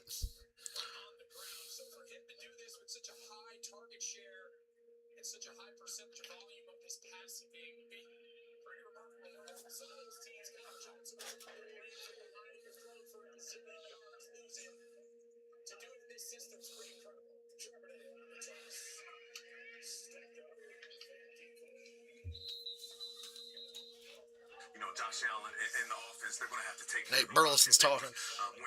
Burleson's backing me up. Buffalo, just take care of the ball.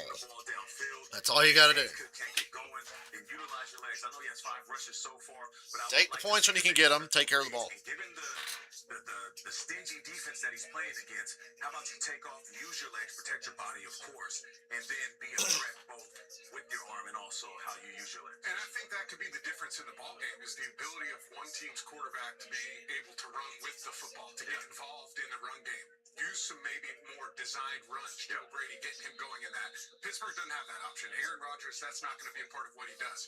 Aaron's very good, though, with that short and intermediate pass game. I think take the air out of the ball. Keep it low, keep it under the wing. The difference in this game has been the secondary of the Pittsburgh Steelers. They've made some open field tackles on James Cook, who's a very dynamic runner, particularly Joey Porter Jr. That saved that right now, just held them to that field goal. And the chess mess will continue in the second half as the Verizon halftime report continues. CBS Sports presents the Verizon Halftime Report. Verizon, the best 5G. You can line up anywhere on the field and run the entire route tree. There's very few guys can do that. It's a pass to Shaheed. He's got it. He's right short of the first down. From down to about 3. A field goal attempt coming right here. Fans get a little frustrated now they've got the lead. But again, Grady, this Seahawks are a good team and they want to do more than just win. Take a look here. He holds on. Shaheed, they picked him up in a trade. Has a lot of familiarity with Clint Kubiak. They were together last year in New Orleans with the Saints.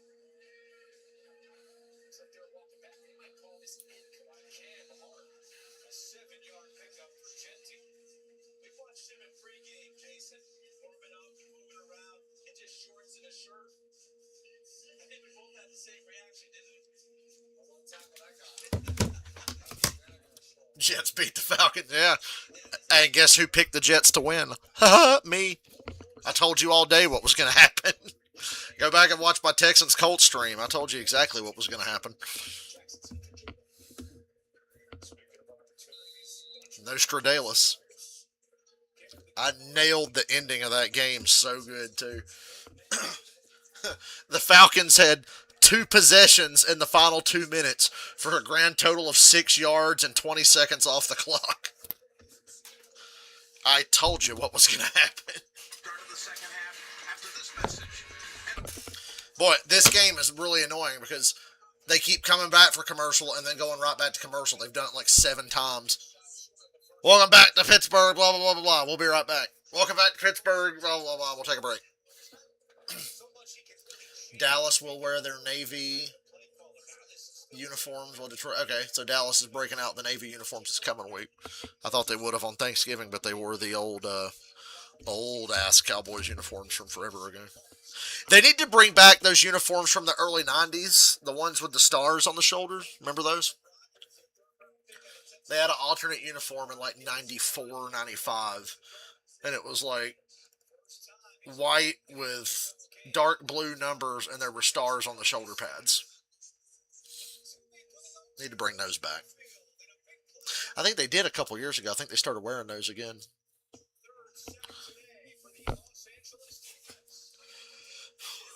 I like the Cowboys blue uniforms too, but the Cowboys have some of the best uniforms in football, period, with their regular uniforms.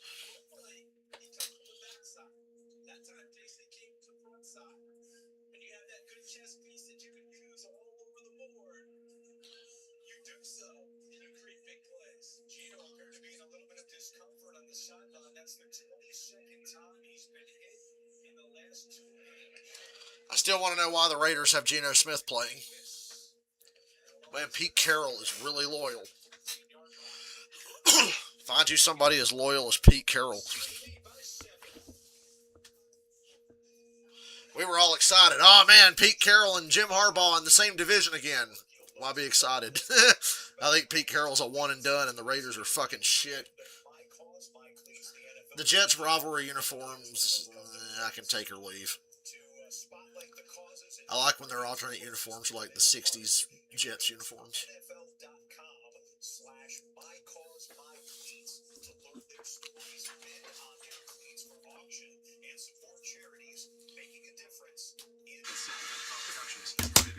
Uh-oh, I'm giving my unauthorized account of the events of this NFL game without their written consent. Who leads the league in tackles? FBI, open up.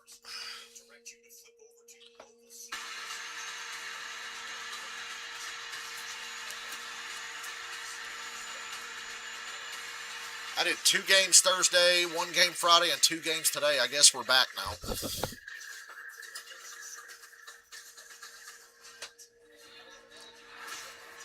You've got these two quarterbacks with 5 MVPs. 7-3, Pittsburgh. 2 completions to a Who wide will get the receiver. ball here? Both to Metcalf. For Buffalo, only 1 wide receiver caught a pass. Brandon Pittsburgh hasn't done much offensively. Their touchdown drive was on a short field, late season football at his best right here. It's true. We knew going in. but they got it in. Be So. very careful with the ball, try and do everything right, run the football. But to me, there's a way to win every football game that you're playing in the National Football League. Teams are pretty close. Now you got to figure it out. You just had a half to go. What is it that you got to find right now that gives you that little advantage to give your team that edge to go down and win this game? Keep staying in face. Again, the quarterbacks, their numbers, not what you're accustomed to seeing. Rodgers and Allen, 6-12, 6-13, both for about 50 yards. Allen had an interception. Rodgers returns 42. Been a defensive battle. Pittsburgh has 2 takeaways. The Bills certainly ran the football, but they also gave it away twice. But Buffalo has moved the ball easily. The Steelers were able Just to take care of the ball. the game's only touchdown. You are playing 2 Josh Allen, keep being quick, keep being smart, realistically on defense. lean on the run game. Both teams defensively safe. The ball's got to be traveling 10, 12 plays. Playing out that way. Ball picked up on the bounce by Keyshawn Williams. And the Bills Steelers just across the 25 to start here. at about the 20. Everybody's had halftime to calm down and stop trying to fight each other. The story always was with the Cowboys' blue uniforms, the old rumor or myth was that the blue uniforms are cursed because when they played the Colts in the Super Bowl in the 70s, they got their ass kicked and they were wearing the blue jerseys. And ever since, they will not wear the blue jerseys unless they have to. And the only time they would wear blue is because Washington and Philly would play them and deliberately choose to wear white at home to make Dallas wear the cursed blue jerseys. That's what it used to be. So Philly and Washington would always wear white at home, playing the Cowboys to make them wear blue. 9 carries, 33 yards. Rodgers. And Rodgers is stripped! Touchdown, Buffalo! How about, and Rodgers is not getting up either. I think he came down hard on that already injured arm. What a monster game. We saw They're helping him up. Ooh, he felt that one. Okay, he's walking off. He's running off. And he's bleeding. just needs to protect the ball very Rodgers is bleeding. He's got blood on his nose. but there was nobody open there, and he went through each guy over and over again. A few years ago, I remember it being a big deal when I turned on a Thanksgiving game and I said, the Cowboys are wearing blue. And they said, apparently Jerry Jones was like, we're not dealing with that.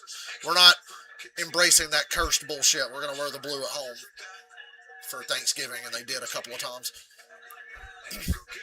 Ooh, Rodgers. Yeah, he's bleeding and he's banged up. To start the second half, the Bills get a defensive touchdown. Here we go. 10-7 Buffalo. Buffalo had to get one back. They gave 2 away. They had to get one back. And boy, did they ever. Who gets the hit? Bosa coming back, stripped him. Benford picked it up and ran. I knew Benford had the touchdown, but I was like, who hit him? It was Bosa. And Bosa's just pissed off that Rodgers isn't black, so he could really enjoy hitting him hard, you know. Get it? Because the Bosas are racist. So he's really upset that he didn't get to hit a black quarterback there. And, I mean, he's fucked because if Rodgers goes out, Mason Rudolph comes in. He's not black either, so Bosa's just going to be sad all day that he doesn't get to sack a black quarterback. You know, because he's racist.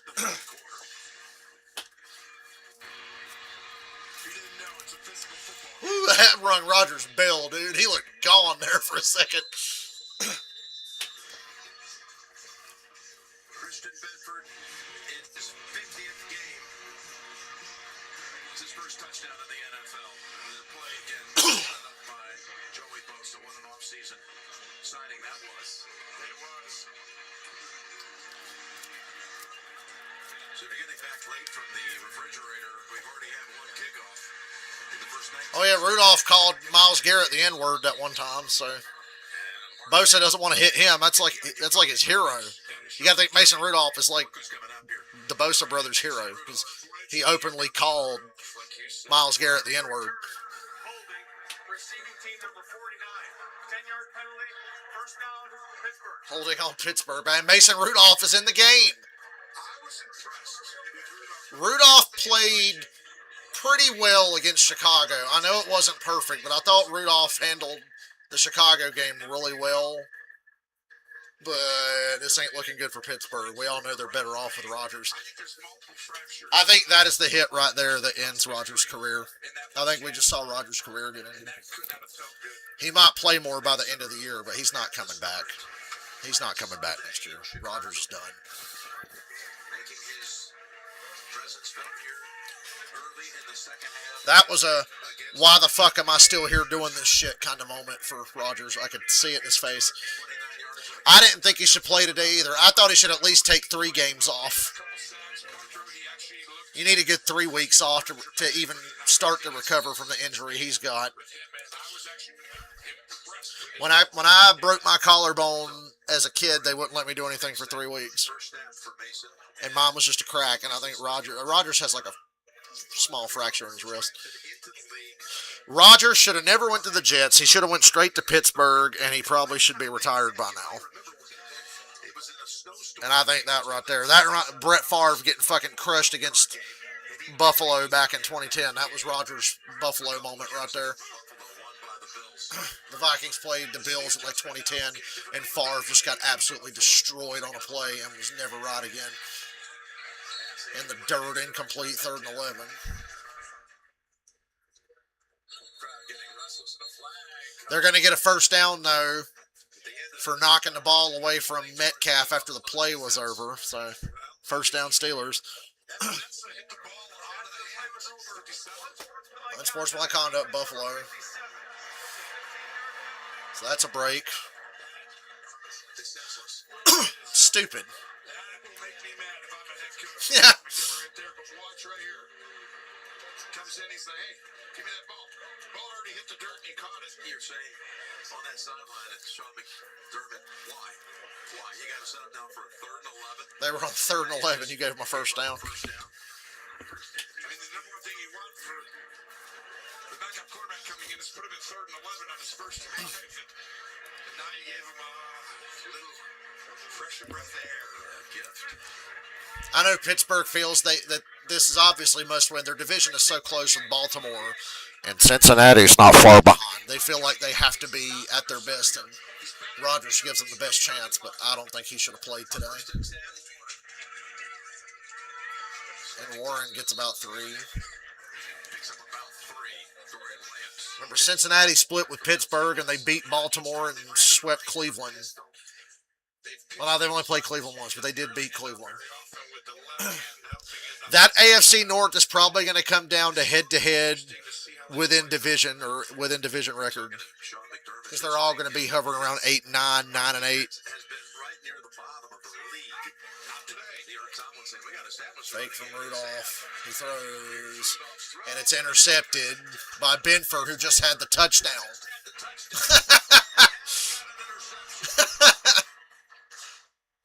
Things are going downhill fast for Pittsburgh. Boy, it didn't take long to make up for the 2 turnovers in the first half. They get It's only a 3-point game, but it feels like it's so over for some reason. just a Woo. decision here throwing to where a lot of I bet you Rodgers comes back in the game now. We'll see. I kind of doubt it. huge play for both. Great mustache, Mason Rudolph. Vote for Pedro. Vote for me. Vote for Pedro. Vote for me. Vote for Pedro. Vote for me. It's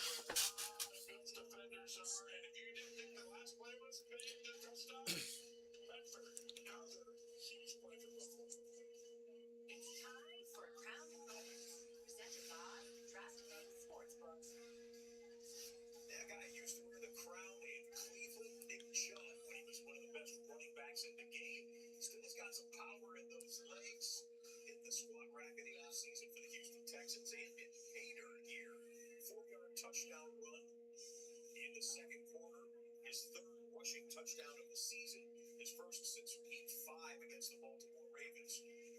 second week in a row. Falcons wide receiver David Sills the fourth. He gets crowned. Last week he had a 9-yard touchdown against the Saints. Today, a 9-yard touchdown against the Jets.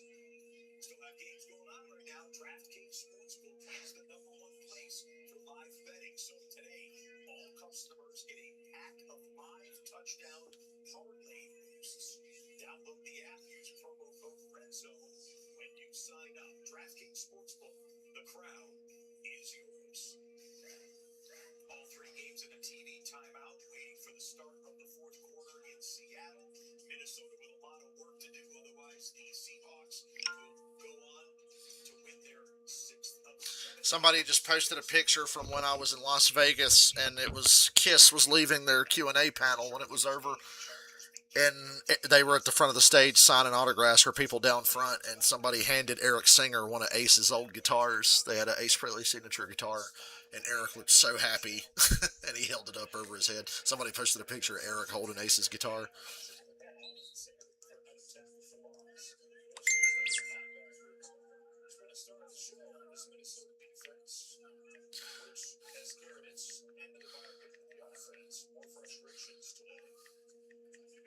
Jefferson just the one catch and no points. So now for the last 2 games for the Vikings, no touchdowns, total of 2 field goals.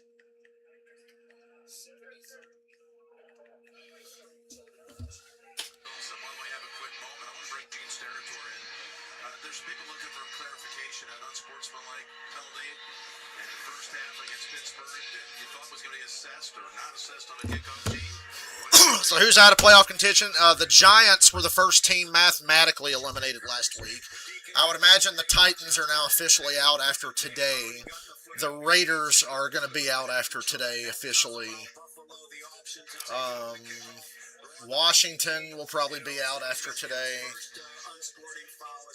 The Falcons are technically not out, but everybody knows they're out. Falcons, Jets, Giants, Titans, Raiders, Redskins, Vikings. And not all of those teams are mathematically out, but we're realistic around here, aren't we? We're realists here on this channel. See what the Bills do. Allen over the middle, wide open, first down, Dawson Knox. Is this going to be another Pittsburgh game where they were close for a half and then get blown out in the second half like the Green Bay game? The Green Bay game and the Cincinnati game? Especially the Green Bay game. That game was in the Chargers game. They got blown out in the second half. The Saints, yeah. The Saints are so fucking bad, they lost to the Falcons by multiple scores. That's when you know you fucking suck. We should have known Minnesota was screwed. They got their ass kicked by Atlanta. Cook bounces outside. Another good tackle by, not by Porter this time, it's Nichols. Oh, Samuel this time, my bad. Asante Samuel Jr. Cleveland is out, you're right. Well, no, because Cleveland still has a mathematical chance to win their division. Even though we know they're not gonna. So you can go ahead and say they're out. Cook cuts inside. Easy first down. Big run. Down inside the 10. First and goal, Buffalo. This is starting to turn into a joke. This game turned so goddamn fast. So fucking fast. We're only 4 minutes into the third quarter. It was 7-3 Pittsburgh a minute ago.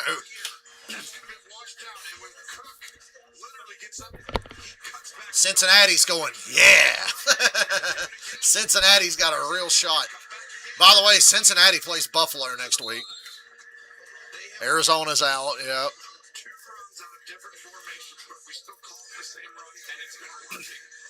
This is where I said this game is ways to win. You've got to adjust right now, Pittsburgh. That last play for 31 was the first play that went for at least 20 yards in the game. Now Cook has 123. 21 attempts, nearly 6 a pop. Second goal from the 5. They're averaging 6 yards a carry. Cook's got 123 yards. We can forgive the fumble if they punch this in with him here. Heavy run defense here from Pittsburgh. Cook probably cuts the wrong way. Still plows down to the 2. Third down coming. a direct approach to run this football right at him. 22 attempts for Cook already. And we're only a couple minutes in. I mean, he's on pace for 45. Mason Rudolph over there studying the tablet as if he's going to figure out how to become a good quarterback in the next couple of minutes So that's what you want to do when you have two before he has to get back on the field. Here you go again. You always Could be a short stream on this one, folks. I don't know if this stream will go all the way to the end of the fourth quarter at this rate. Let's see if Buffalo punches this in and what happens in the rest of the third. And they run it with Cook short of the goal line. I would probably go for this. Big deal if you don't get it. Mason Rudolph's going to be pinned at like the 1 yard line. Go for it. You were going to go for it at the end of the first half. You got a false start that kept you from doing it. I say go for it. No, go for it. Even if Pittsburgh scores at some point, you can always go down to King Phil with Josh Allen. And you need to hear it at the end. Right now, you give Pittsburgh a great opportunity on the second turnover to possibly get a stop. Josh Allen's legs, though, again. Yep. Well, it might have come on the last play, but it should always happen here. Fourth and goal. Fake. Ooh. Touchdown. What a play by Allen. Holy shit. They fake the fucking sweep. He keeps it, acts like he's going to run, stops, makes a guy miss, and then throws. We're going to get another penalty after the play. This won't determine anything about the score. Another penalty after the play. Hayward and Allen going toe-to-toe. Allen wins that round. What a job by him. Pump fakes the edge, free rusher. Gets his eyes downfield. And Coleman. Is it unsportsmanlike on offense number 17? Phase it.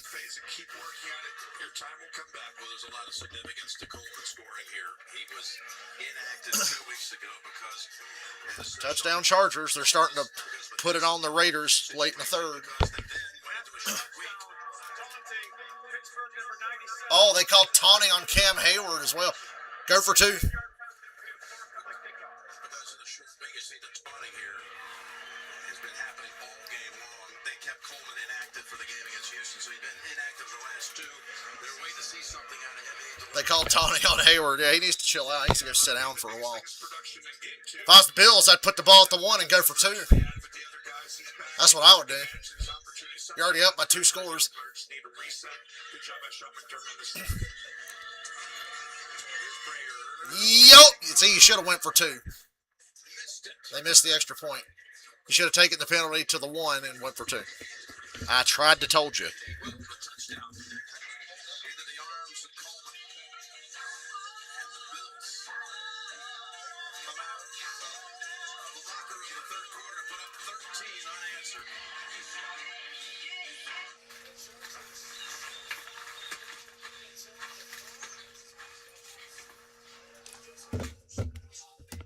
I don't know what the deal is with Allen.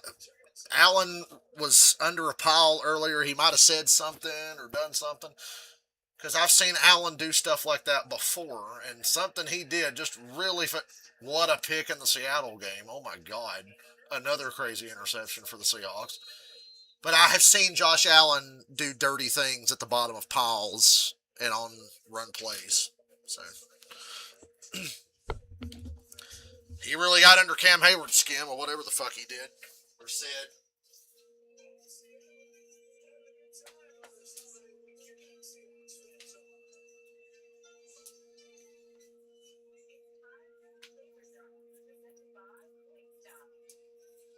Now let's go back to that Jaguars win with the Titans. Trevor Lawrence.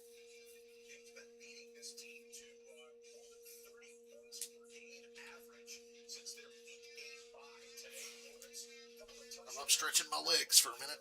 passing of 111 quarterback rating. And the Jags win 25-3. They improved to 8-4. You combine their win, Indianapolis' loss to Houston. The Jags are the first place team after 13 weeks in the AFC South. The Jaguars are in first place, but nobody takes them seriously. It's an amazing job.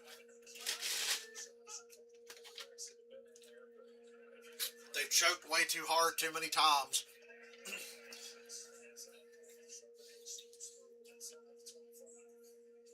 These are just squeaky keys. The game is over.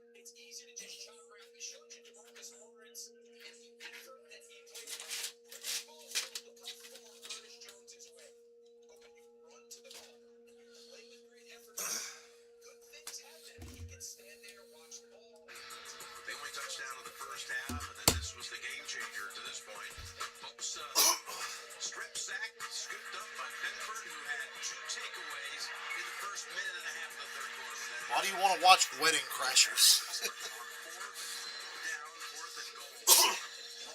It's not even the best Vince Vaughn movie. You need to watch Dodgeball. The third reception of the game by a wideout for the Bills. That's it. But it was a big one. And meanwhile, the Pittsburgh offense, we think Rodgers is going to be coming back in here. They've been held to only... What did I just tell you? I said, oh boy, Rudolph threw the pick and the Bills went down scored. Rodgers is going to come back in. Here he is. He ain't dead yet. He didn't hear no bell.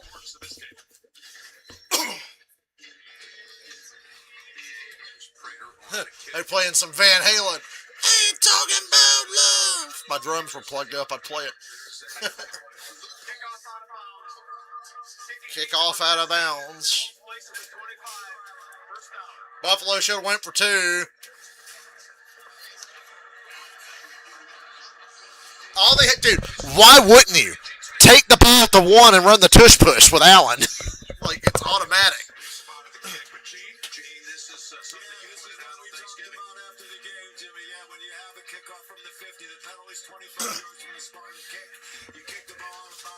Oh, wait, yeah, they're right. The ball was placed at the 50 because of the penalty, so they kicked it off out of bounds. It's 25 yards from where the kick was. And since it was at midfield, it puts Pittsburgh at their own 25. Okay, so my bad. I got these new kickoff rules. You think after all these months of watching these games, I'd understand it all.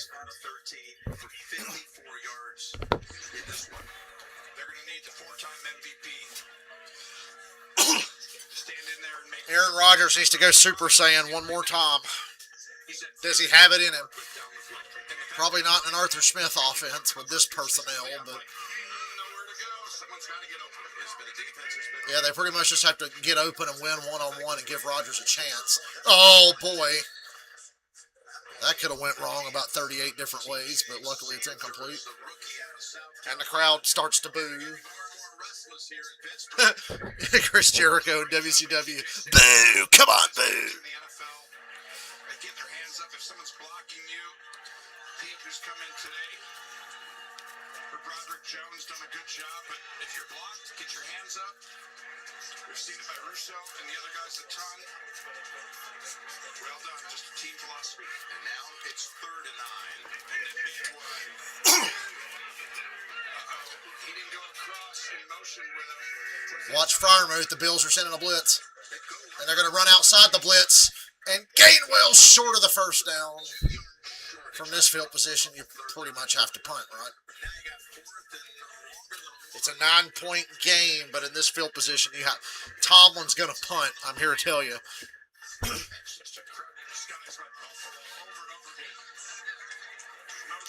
shifts, everything, and then the pressure comes late. They actually ran it into it, and it was a great play call if it would have been the pressure from the bottom of the screen. Buffalo field again, 3rd straight time. Wakeman punting for the 4th time.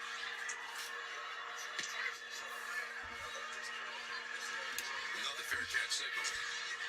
And Shakir holds on to it. And a good time-consuming touchdown drive for Buffalo here. 8 catches for over 100 yards in the last game. Started a hard one in this game, but the Bills lead it by 9. Eco-Pilot. Steelers fans are turning into Eagles fans all of a sudden. Averaging 15 points per ball game. They had one big drive today to get you 7. I don't think you can run it.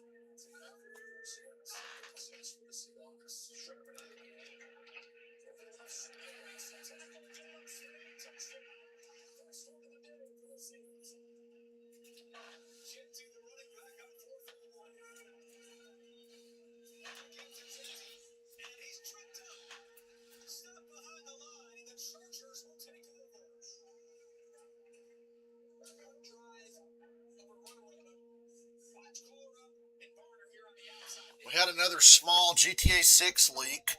New GTA 6 test footage found in a Senior Rockstar Animators demo reel.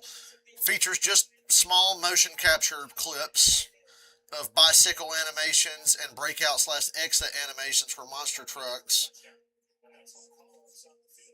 And you can it's from GTA 6 because the Ocean View Hotel from Vice City is in the background in one of them. So just some like raw motion capture shit from GTA 6 leaked. And you could, yeah, that's fucking real.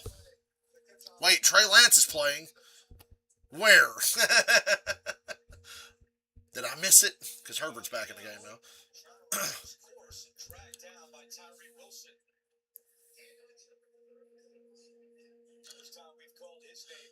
The file name is GTA 6 prototype cleanup mocap for bicycle for player, prototype cleanup mocap for bicycle scenario, breakout / exit animation, monster truck, female NPC, and then there's Red Dead Redemption animations in the leak as well. Red Dead Redemption 2 animations.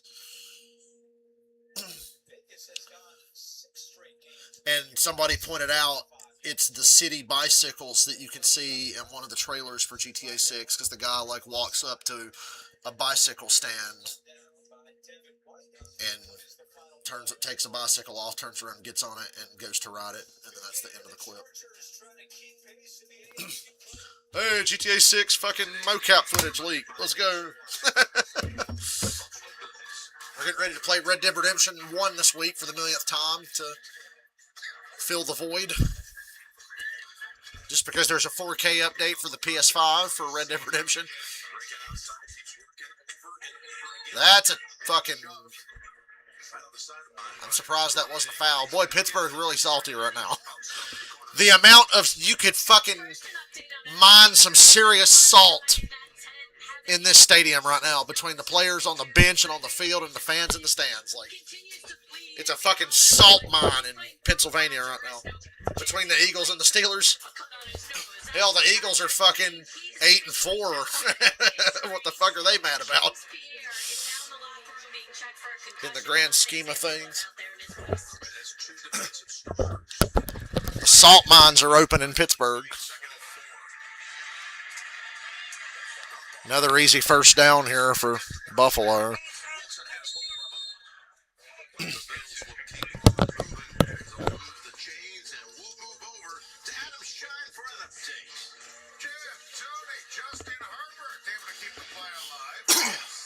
Business as usual. Somebody whooping up on the Raiders.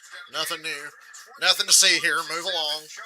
Okay, move along. Nothing to see here. That was Officer Bar Brady from South Park. Okay, move along.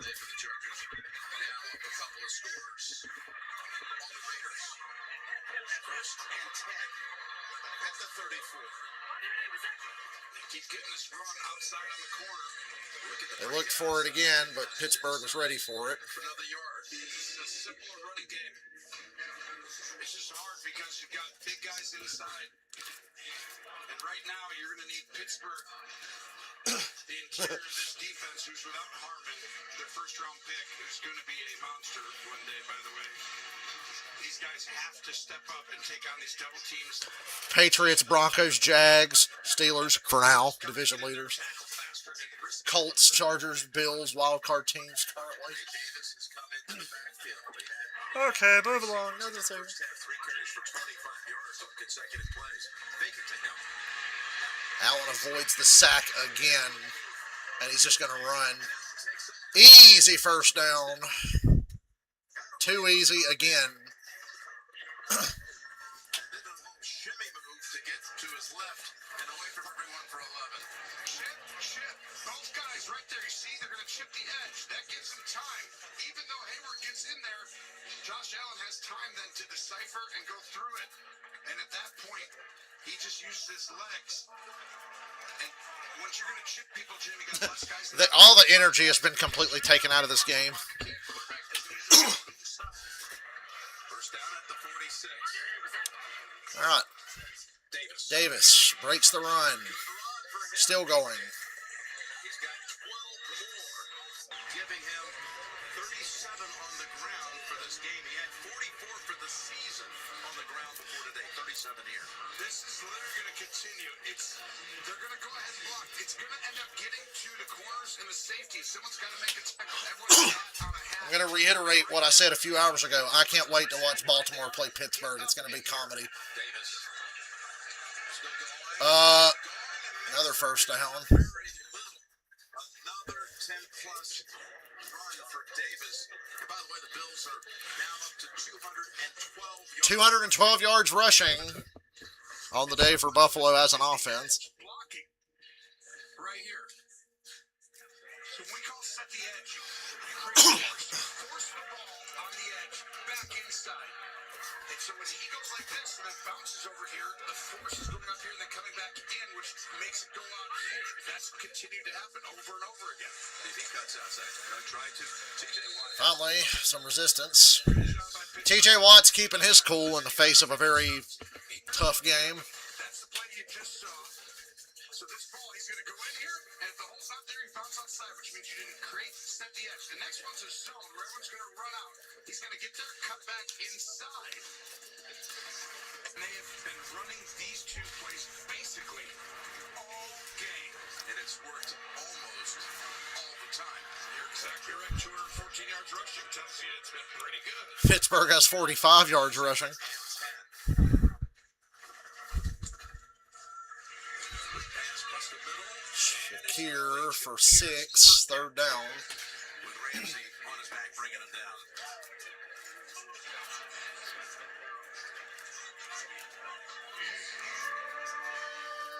Was that announcer? It's third down. Not a lot of enthusiasm on that Pittsburgh sideline. Out for the rest of the game. Injury. I'm not a body language expert, but 35. is this a monastery or an NFL game? I can't tell looking at the Steelers sideline. Mike Johnson comes into the backfield. They're going to run it.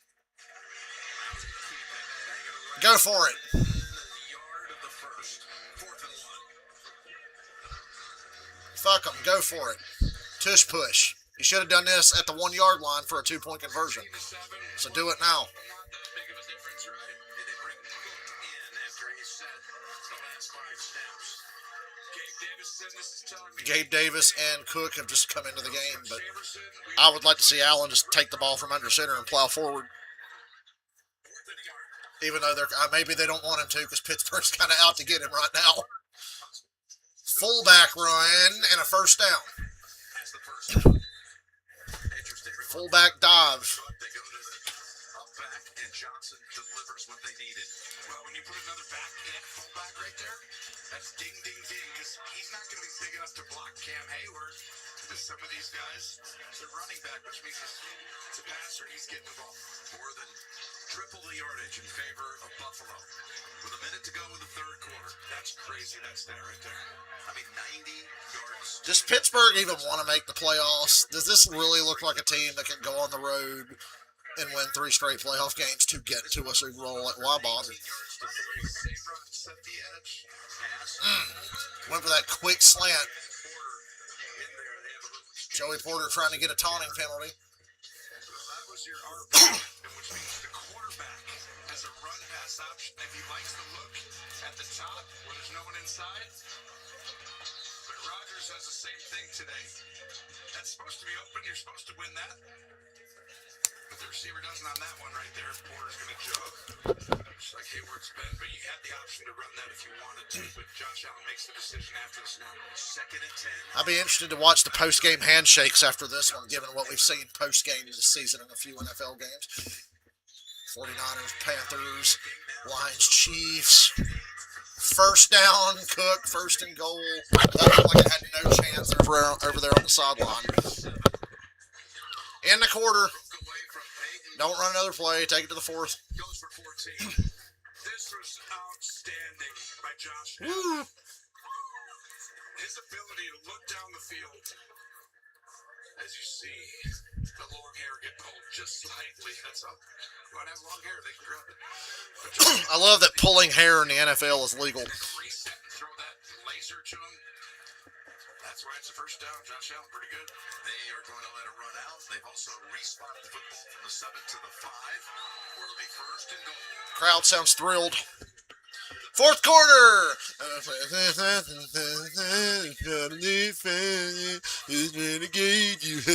are they going to play Renegade? Trending again.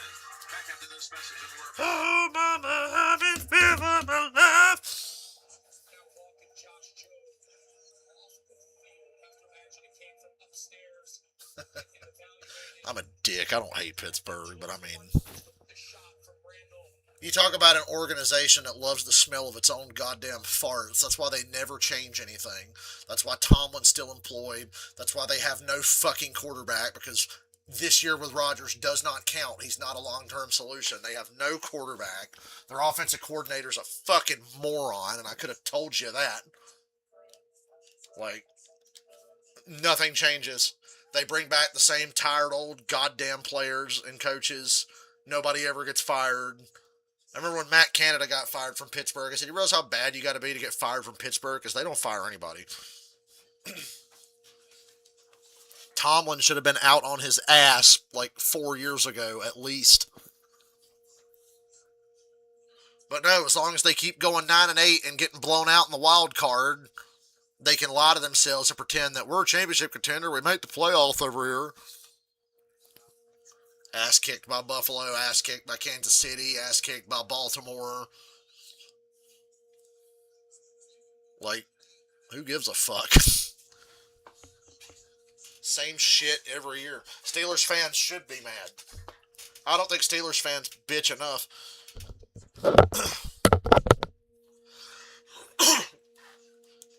There's a guy that works at a restaurant we would go to sometimes for lunch at work. He's always like, well, we got all them winning seasons. It's like, fucking congratulations, bro. You're literally just the Atlanta Falcons, except you win like one more game a year than they do. Congratulations. You're the Falcons of the AFC. You just win one more game than they do, because the Falcons go 8-9 every year, which they won't go 8-9 this year. Down here for Atlanta, they're going to go like 4-13. You're just the Falcons, but you get lucky and win one more game than they do. You used to be the Cowboys of the AFC. Now you're the Falcons. You've been downgraded. I had to start my YouTube TV over on the PS4. It froze.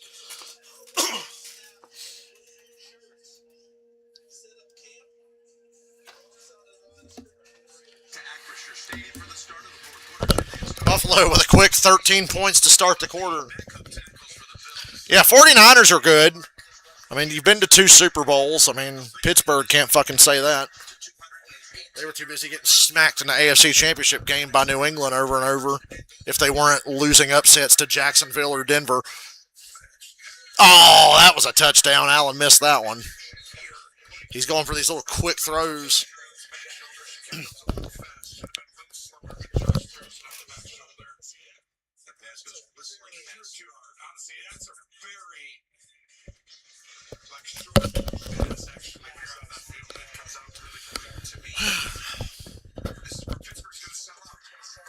Pittsburgh's going to sell out to try to stop one thing here, and that's honestly all you can do at this point.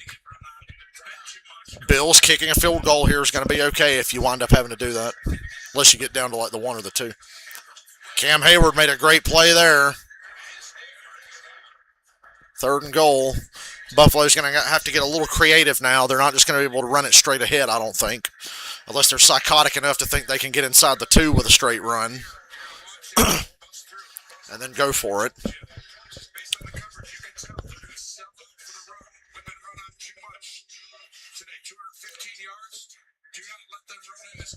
Time for an RPO, I think.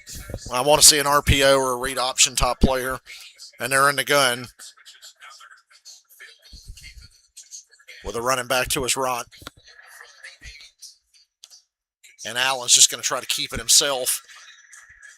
Push, push, push, push, push. Touchdown. Oh, my God. He got in. That should have never happened.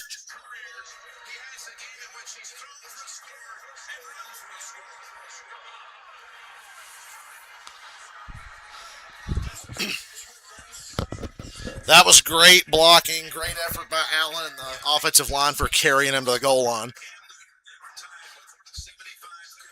Yay, somebody finally has more rushing touchdowns than Cam Newton. All those fucking 1-yard touchdowns Cam had. Boy, you think people hate, you think Jalen Hurts is annoying. Which, I mean, maybe Jalen Hurts is more annoying. Cam was like 6'6". Jalen Hurts ain't even that big. The Eagles just get away with fucking 20 penalties every tush push. 23-7. 16-point lead. They've scored 20 straight in the second half. Ha!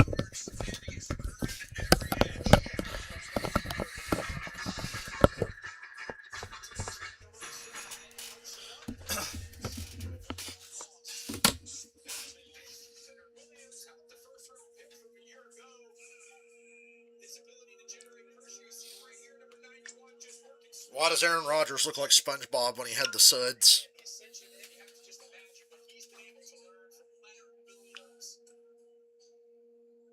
With that fucking beanie on and...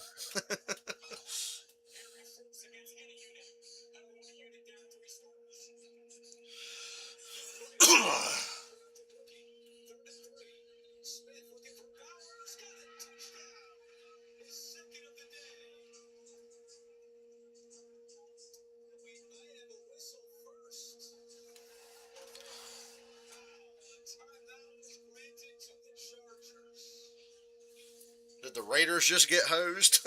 I mean, they're down by 17 in the fourth. Not that big of a deal.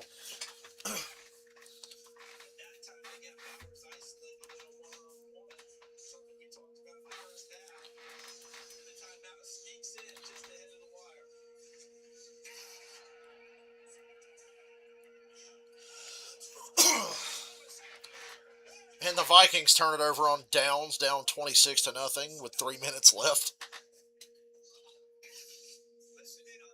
And it's been a weak-ass 4:30 window.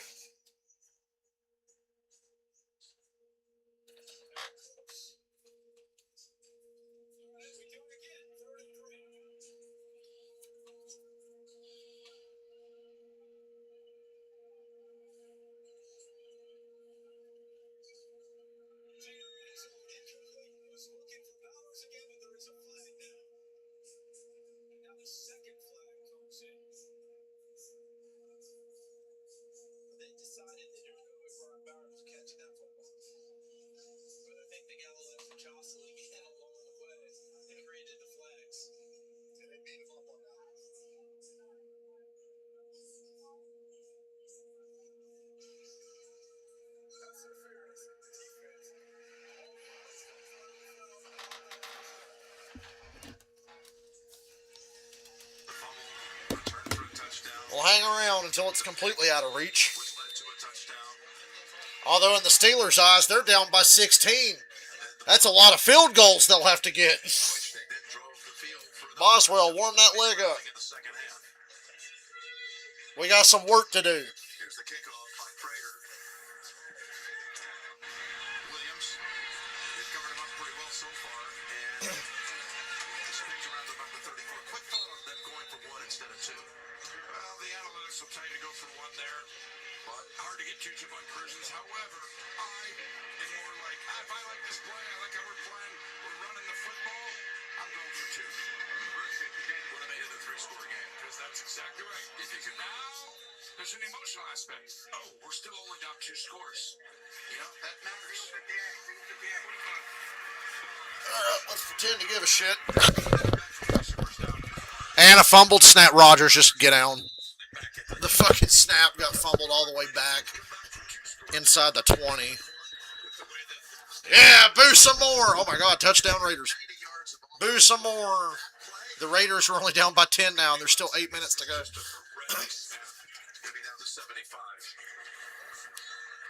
Woo. Rodgers shouldn't be having to work this hard. For a guy like Zach Frazier, who's played outstanding this year, he's got a bright future on the right side of the line, I feel like, but that was a terrible drive starter. That wasn't very productive at all. All right, I got this. Here we go. Pressure coming. There's Washington. Boy, he's going to be hard to tackle. Oh! Bowled over a couple of people. He's just gigantic. 6'7", 311 pounds. He is a tight end, and watch right here. I knew when Washington caught this with nobody around him, I'm like, he's going to get a hit of steam and just put somebody on their ass. Tre'Davious White didn't want to make that tackle. He got the fuck out of the way. Let somebody else do that work. Watt's trying to stay healthy for the first time in like 8 years. Tre'Davious White is like one good injury away from being done, so I wouldn't have made that tackle either. Hey, there's DK. What a tackle. Pick up the first down. The catch. First down Steelers there. Try and make it a three-score game. You got a veteran quarterback who's like, all right, we've tried all our stuff. Doesn't work. I got you. Get up on the ball. Tempo, tempo, tempo. We're going to play quicker, and now you're a little scared. Still has the arm, has some ability, even though the weapons aren't great. You got to protect. Romo taking shots. Their weapons aren't great outside of DK. A little help from Jalen Warren. First down. Steelers are moving. Right over Cole Bishop. It's only a 2-score game. First. It's a great job by the center. Frazier left guard. Isaac, that just gives that. The Bills went for 2 like they should have. It'd be a 3-score game. Not today. Boy, was I right about Minnesota at Seattle. Just took a little longer than I thought. From the 41. Oh, batted down. Tre'Davious White. Tre'Davious White, who was coming up from the secondary. The timing of some of these corner blitzes have been outstanding. Think of all the players, Tony, that that the Bills have brought back from their past, like Tre'Davious White and Jordan Poyer, Jordan Phillips. Well, just this side of the ball. You got, of course, on the other side, you got the likes of Gabe Davis. There's been so many guys who have blitzed at corners. When's Amari Cooper going to come out of retirement? Justin now, they're getting a quarterback in that window. Second and 10. Again. Rodgers deep over the middle, wide open. Washington breaking tackles to the 15.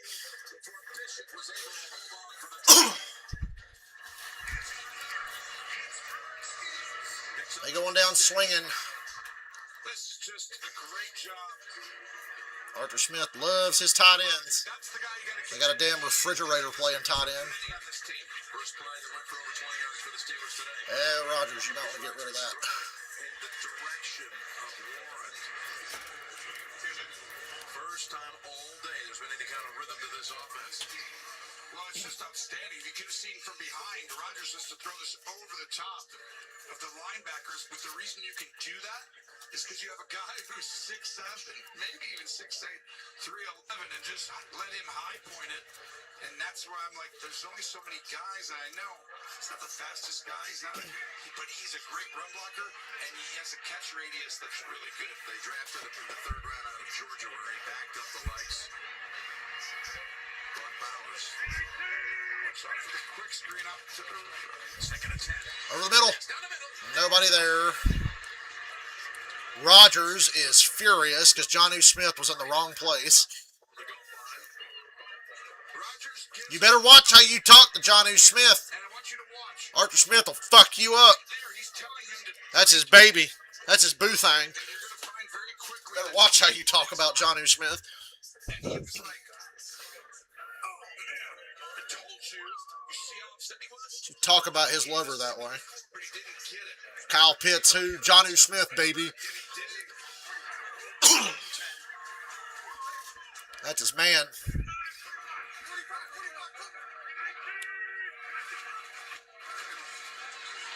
Pressure. Gainwell. Oh. The ground caused the fumble. He was down. It's 4th and 2. You want to go for it? That's crazy. That is a running back running a slot receiver route at a very high level. This kid is very impressive. Gainwell, Washington, and then you sprinkle in Metcalf. That's where this thing should fall as the season moves on. All right, they're going to bring in the likes of Spencer Anderson as eligible receiver. 4th down. As we approach 10 minutes to go. Get down the field with this. A rare Steelers 4th down attempt, I feel like. That's a tackle out there at receiver. Washington comes back into fullback, and Gainwell. What a lousy play call. What a dog shit ass play call. Did you see Rodgers' reaction to that? Did you see Aaron Rodgers' reaction there? That was literally my reaction. He and I are the same right now. I'm just like, what the fuck was this? Horrible fucking play call. That is pathetic. Yeah, Arthur Smith, everybody. He's still a better head coach than Raheem Morris, but one of the worst fucking play callers I've ever seen.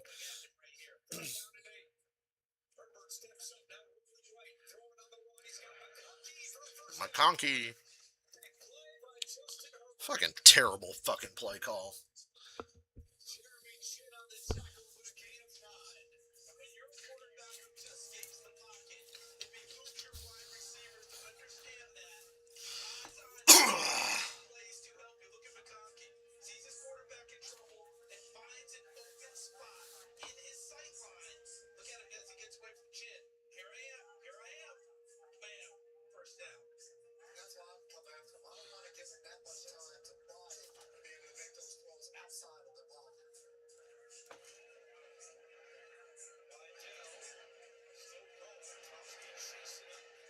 You know, I find that I know nobody really watches these football streams, but I enjoy watching football more because when I'm streaming, it makes me really lock in and pay more attention to the game.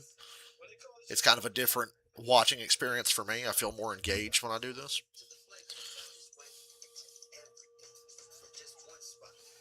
I know that 97% of my channel doesn't give a fuck when I do these.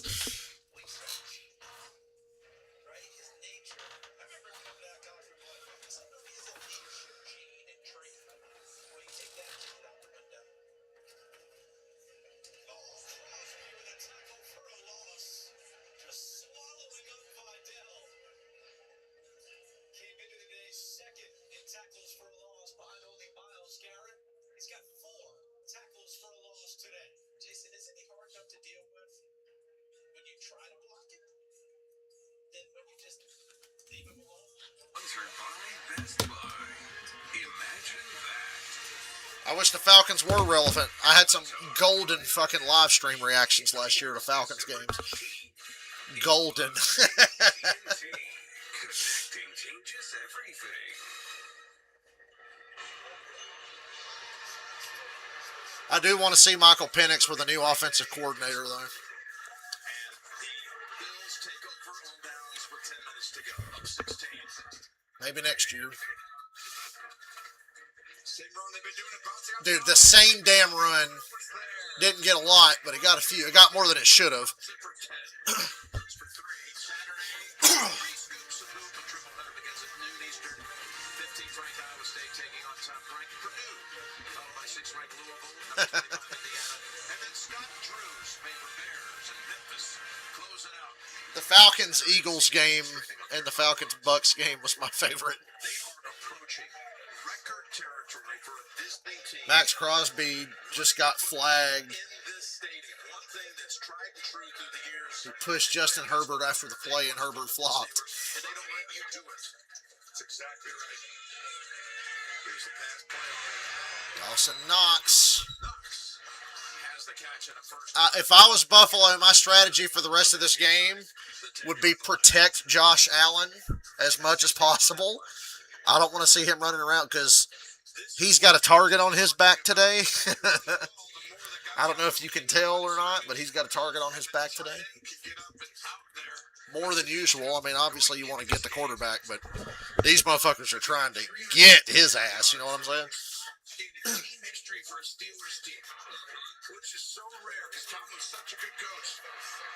Tomlin was a good coach. I don't think he's a good coach anymore. It's over. It's time to admit it's over. Even if they fucking get lucky and win their shit division, it's over. Picking up 4. They have adjusted to those 2 plays they've been running all game. Here's the latest. I don't care if they win this crappy division or not.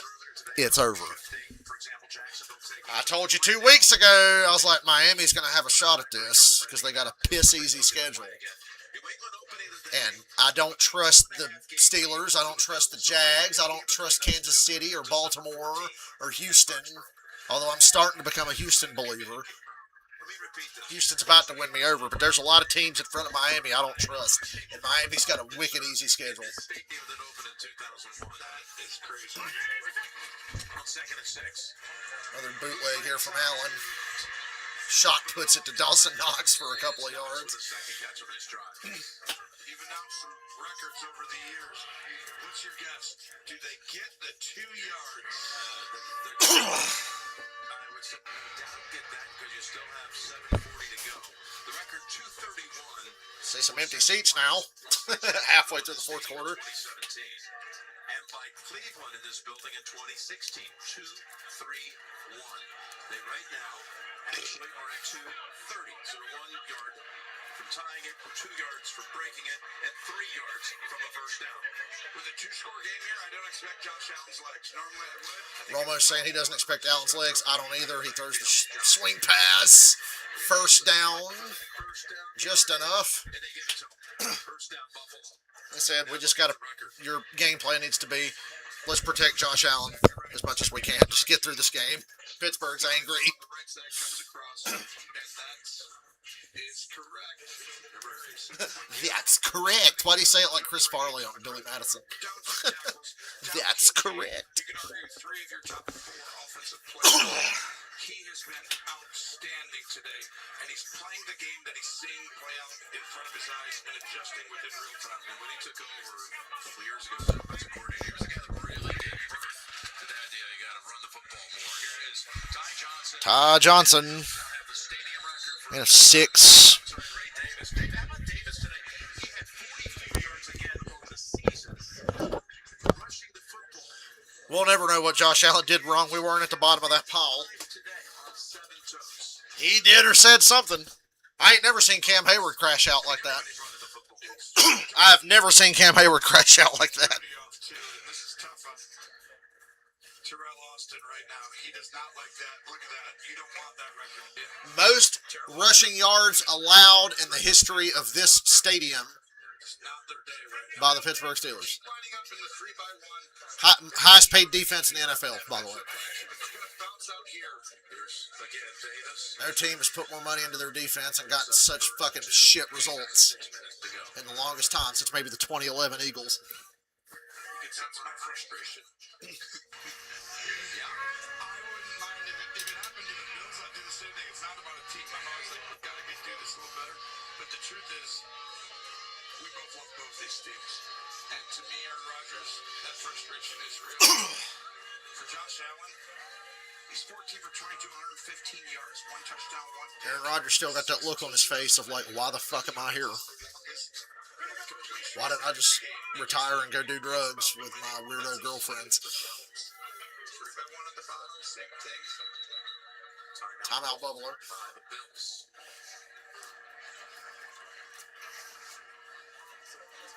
And a moment, Paramount Plus is the new home of UFC.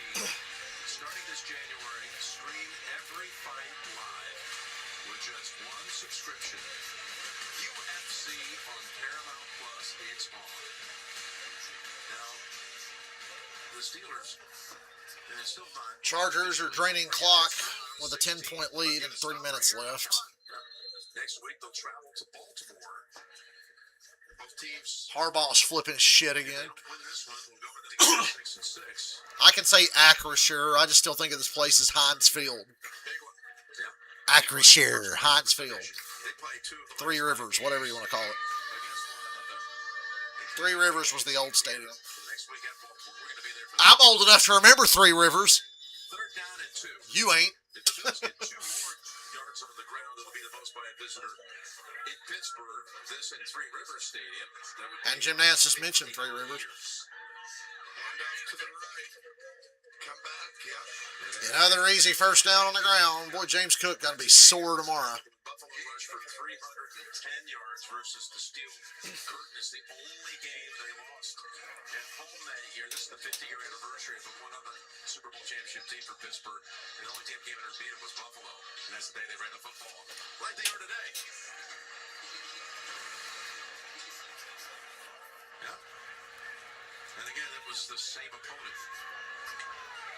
Well, that was just outstanding by the right side of the line, left side. I mean, Edwards was awesome on that play, and they just dominated the interior of the defensive line as well of this team. First down. Another run bounced to the outside, this time for a loss. Mention Edwards. So Steelers get some of them yards back.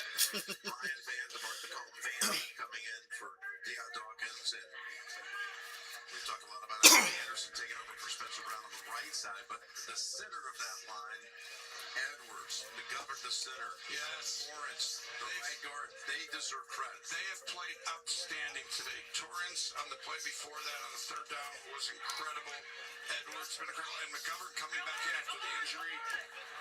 You just saw Alec Anderson. I mean, this has been the difference in the game because you come in, Denmark, thinking they're going to be They finally hit one of them quick throw not so much because the way the game plan plays there. they imposed their will. Pittsburgh calls timeout. Give the Bills credit. They played the game the way they needed to. Or is it a flag on Pittsburgh? Excuse me. The flag here.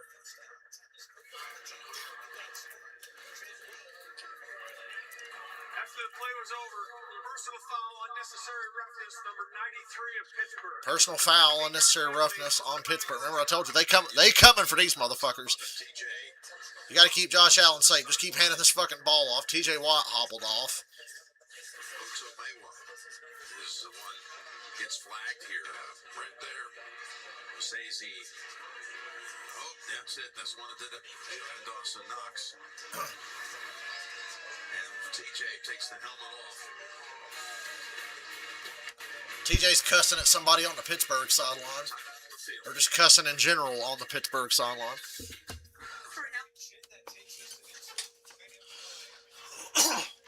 We talk about Myles Garrett's career being wasted. What, just because the Steelers win 9 games every year, they're not wasting TJ Watt's career? They're just as bad as the Browns. They got this generational all-world defensive fucking monster wasting his entire goddamn career. But nobody ever says that because Pittsburgh gets win a record every year. Celebrating mediocrity. Winning 9 games is nothing to celebrate. That's like what you celebrate if you've been like a 2-3 win team, and you're like, well, we had a winning record, yay. Inside the 10-yard line, and then 3 plays later, C.J. Stroud to Nico Collins. Blockers in front, touchdown Texans. They hold on to a 20-16 win in the final segment on a 12-play, 65-yard drive that took 5 minutes and 18 seconds. Afterwards, an interview with the winners. Nico, I can't think this ever gets old. You hear the fans booing at the end of the game. They're mad the Texans came in here and got a win. How big was this for your team? It was a big win, man. We know it was a big team, man. The coach, one hell of a team, man. They ran great, and we know on the road we had to come and bring it, man. So, man, I'm proud of this team. I'm glad we fought all 4 quarters, man. It's not an easy team to beat, man. But I'm glad we got the dub. First time C.J. Stroud had played in a month. How do you look to you, and what kind of a jolt did that give your team? Man, I'm glad my dog back, man. You know, you only get one brain, man. You got to take care of that, you know. But I'm glad he healthy. I'm glad he's back, you know, doing what he does. Falcons are wasting Bijan and Drake London. The Steelers are wasting Watt. The Browns are wasting Myles Garrett. The Raiders have Max Crosby and Brock Bowers. Ashton Genty's on his way to being one of the great wasted players in football.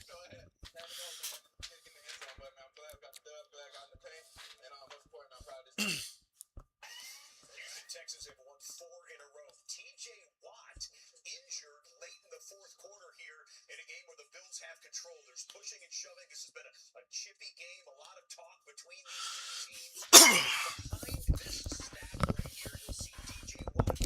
It's the Steelers again. It's just a tale of 2 halves. They'll come out strong, they'll look competitive, and then they just fucking collapse in the 3rd quarter like they did against Green Bay and the Chargers.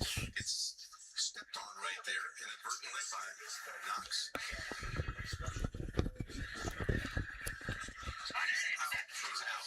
First and 10. Davis. The Bills are just going to run the ball 3 times here and kick a field goal. Unless they get a first down. That was a pretty good first down run there to set up a 2nd and short. So for the early games today. Playoff seeding. It's getting interesting. Touchdown, Chargers. That'll put that game away with 2 minutes to go. It was already done, but icing on the cake, Chargers offense finished it off. And the Panthers beat the Rams and then just their 3rd loss of the year. The 49ers win in Cleveland. Same brought over and over again. I love that meme of it says Pete Carroll coaching the Raiders, and it's got Joe Biden's head photoshopped on Pete Carroll's body. The AFC is really interesting. And Jacksonville and Indy actually meet twice. They didn't get Seattle Seahawks Pete Carroll. They got fucking New York Jets, New England Patriots Pete Carroll. Oh, Pittsburgh is the worst division leader I've seen in a while. They got to play Baltimore twice. Baltimore's not exactly good either. I give Baltimore a chance because at least Baltimore can be explosive on offense at times. And a team hanging back there, Kansas City. And yeah, Kansas City's still in the mix, and they still got to play Houston, the Chargers, and the Broncos again. 2-minute warning. Hang around for a couple more minutes before I'm out of here. And once I'm out of here, I'll see you Thursday as far as football goes. Probably stream NASCAR between now and then. We are going to play Red Dead Redemption as well. I got to hit work hard this week. I got a project I got to finish in 2 weeks. So I got to hit it hard. Hopefully I'll work 5 days this week. I hardly ever work 5 days. I usually work 4. Maybe I'll feel good enough to be like 5, motherfucker, get this shit done. And then I can have a whole week to like goof off and not work too hard. I'll paint that big ass living room and front door area tomorrow. And maybe that little outside back room. I usually go in and do trim, window frames, and doors first and all that, but I'm actually saving that for last this time. I want to get those fucking walls done so I can see how they're going to look to see if I'm going to have to paint these motherfuckers twice, because a lot of times you got to paint shit twice. This paint I'm using, usually have to paint it twice. I should start making them buy more expensive paint on that deal. Yeah, Houston, Kansas City, Sunday night. Let me look at the schedule next week because I'd like to just do one game a day, but then sometimes you have days like this where it's like, well, there's 2 pretty good games. You gotta.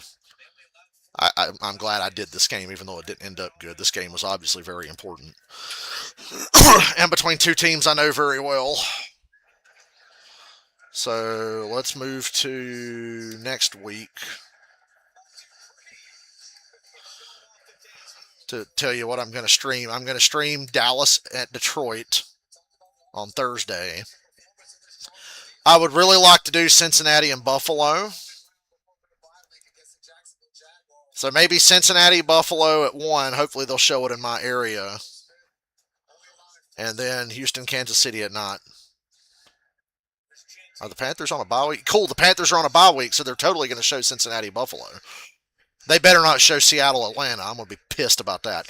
So I can't promise that I'll stream at 1 because the game I want to watch or stream might not be on in my area. But if Cincinnati and Buffalo was on in my area, I'm doing that. Although, wait, I just realized Pittsburgh, Baltimore. They're definitely going to show Pittsburgh, Baltimore. So we'll do Pittsburgh, Baltimore. My bad. I just realized that on the schedule. For some reason, I thought Pittsburgh, Baltimore was a 4 o'clock game.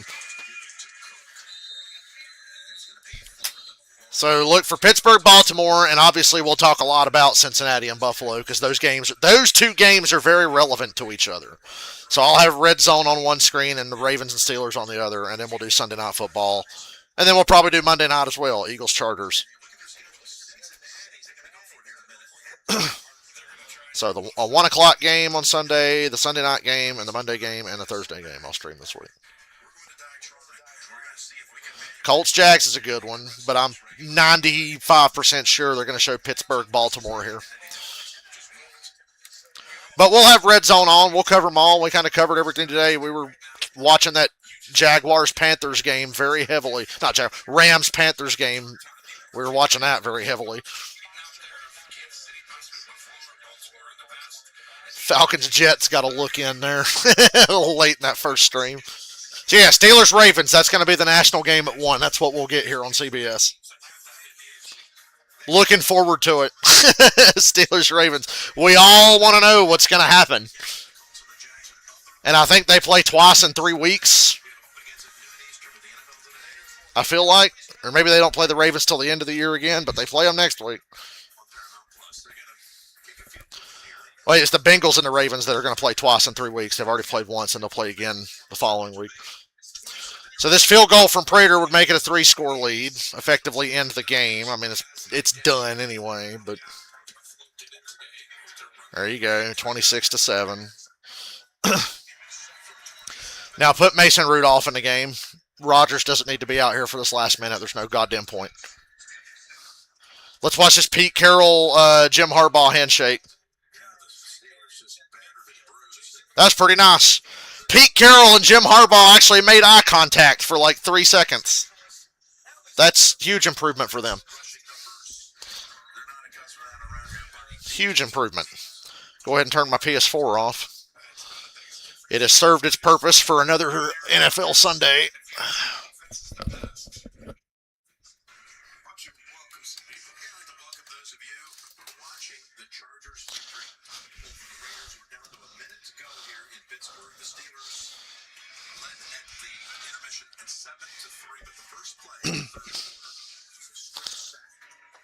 Whew. If Rodgers comes out on the field here, I'm going to be pissed. It needs to be Mason Rudolph for this last minute. Damn, 249 rush yards. Only they could have got that 250.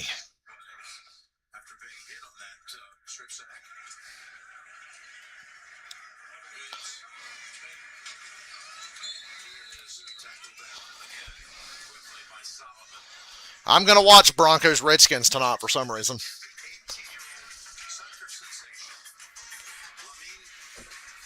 Never know what the Broncos are pretty entertaining. For a good team, they really don't beat people convincingly.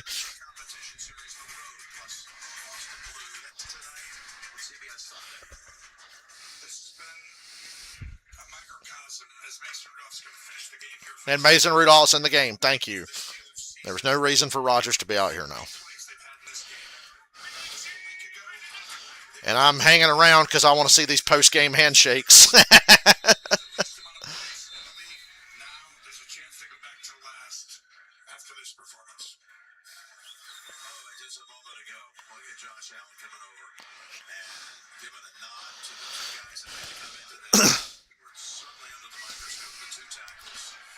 Two backup tackles and went to Pittsburgh and won. That would be unheard of a decade ago.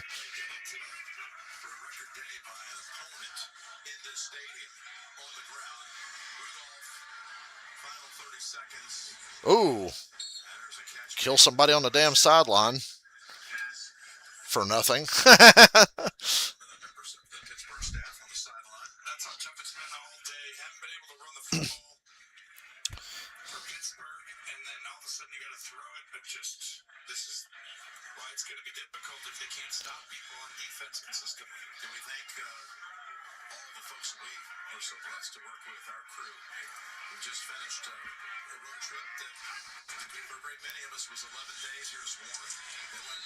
Steelers are going to let the clock run here. 20 seconds. And we out. All right. Keep an eye on these post-game handshakes.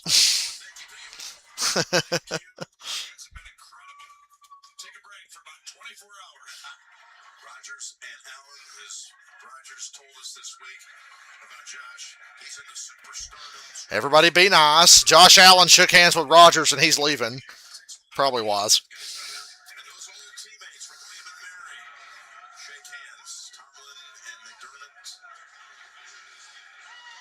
Now Allen's doing media. Seriously, Aaron Rodgers looks like SpongeBob with the suds. The Bills are 8-4. They don't have the tiebreaker over the Chargers or the Colts for seeding in the wild card. Baltimore is in first place now, despite losing to Cincinnati, and they got to play Pittsburgh next and then Cincinnati again. New England, Denver. Welcome back, 2015. That and the Panthers are going to go to the Super Bowl because Ohio State's the defending national champion. The Panthers' first game was against the Jags, and J-Lo got a divorce. And the Broncos and Patriots are the best teams in the AFC. So the Panthers are going to the Super Bowl. Calling it now.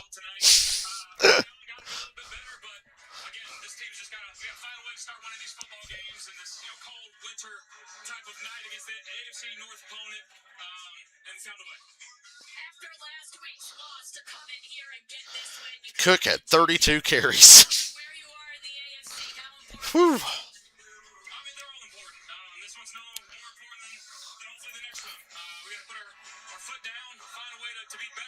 improve from this game plan, and then continue to find ways. Go enjoy it. Congrats. All right. I'll see y'all Thursday for football. I'll see you before then for other stuff.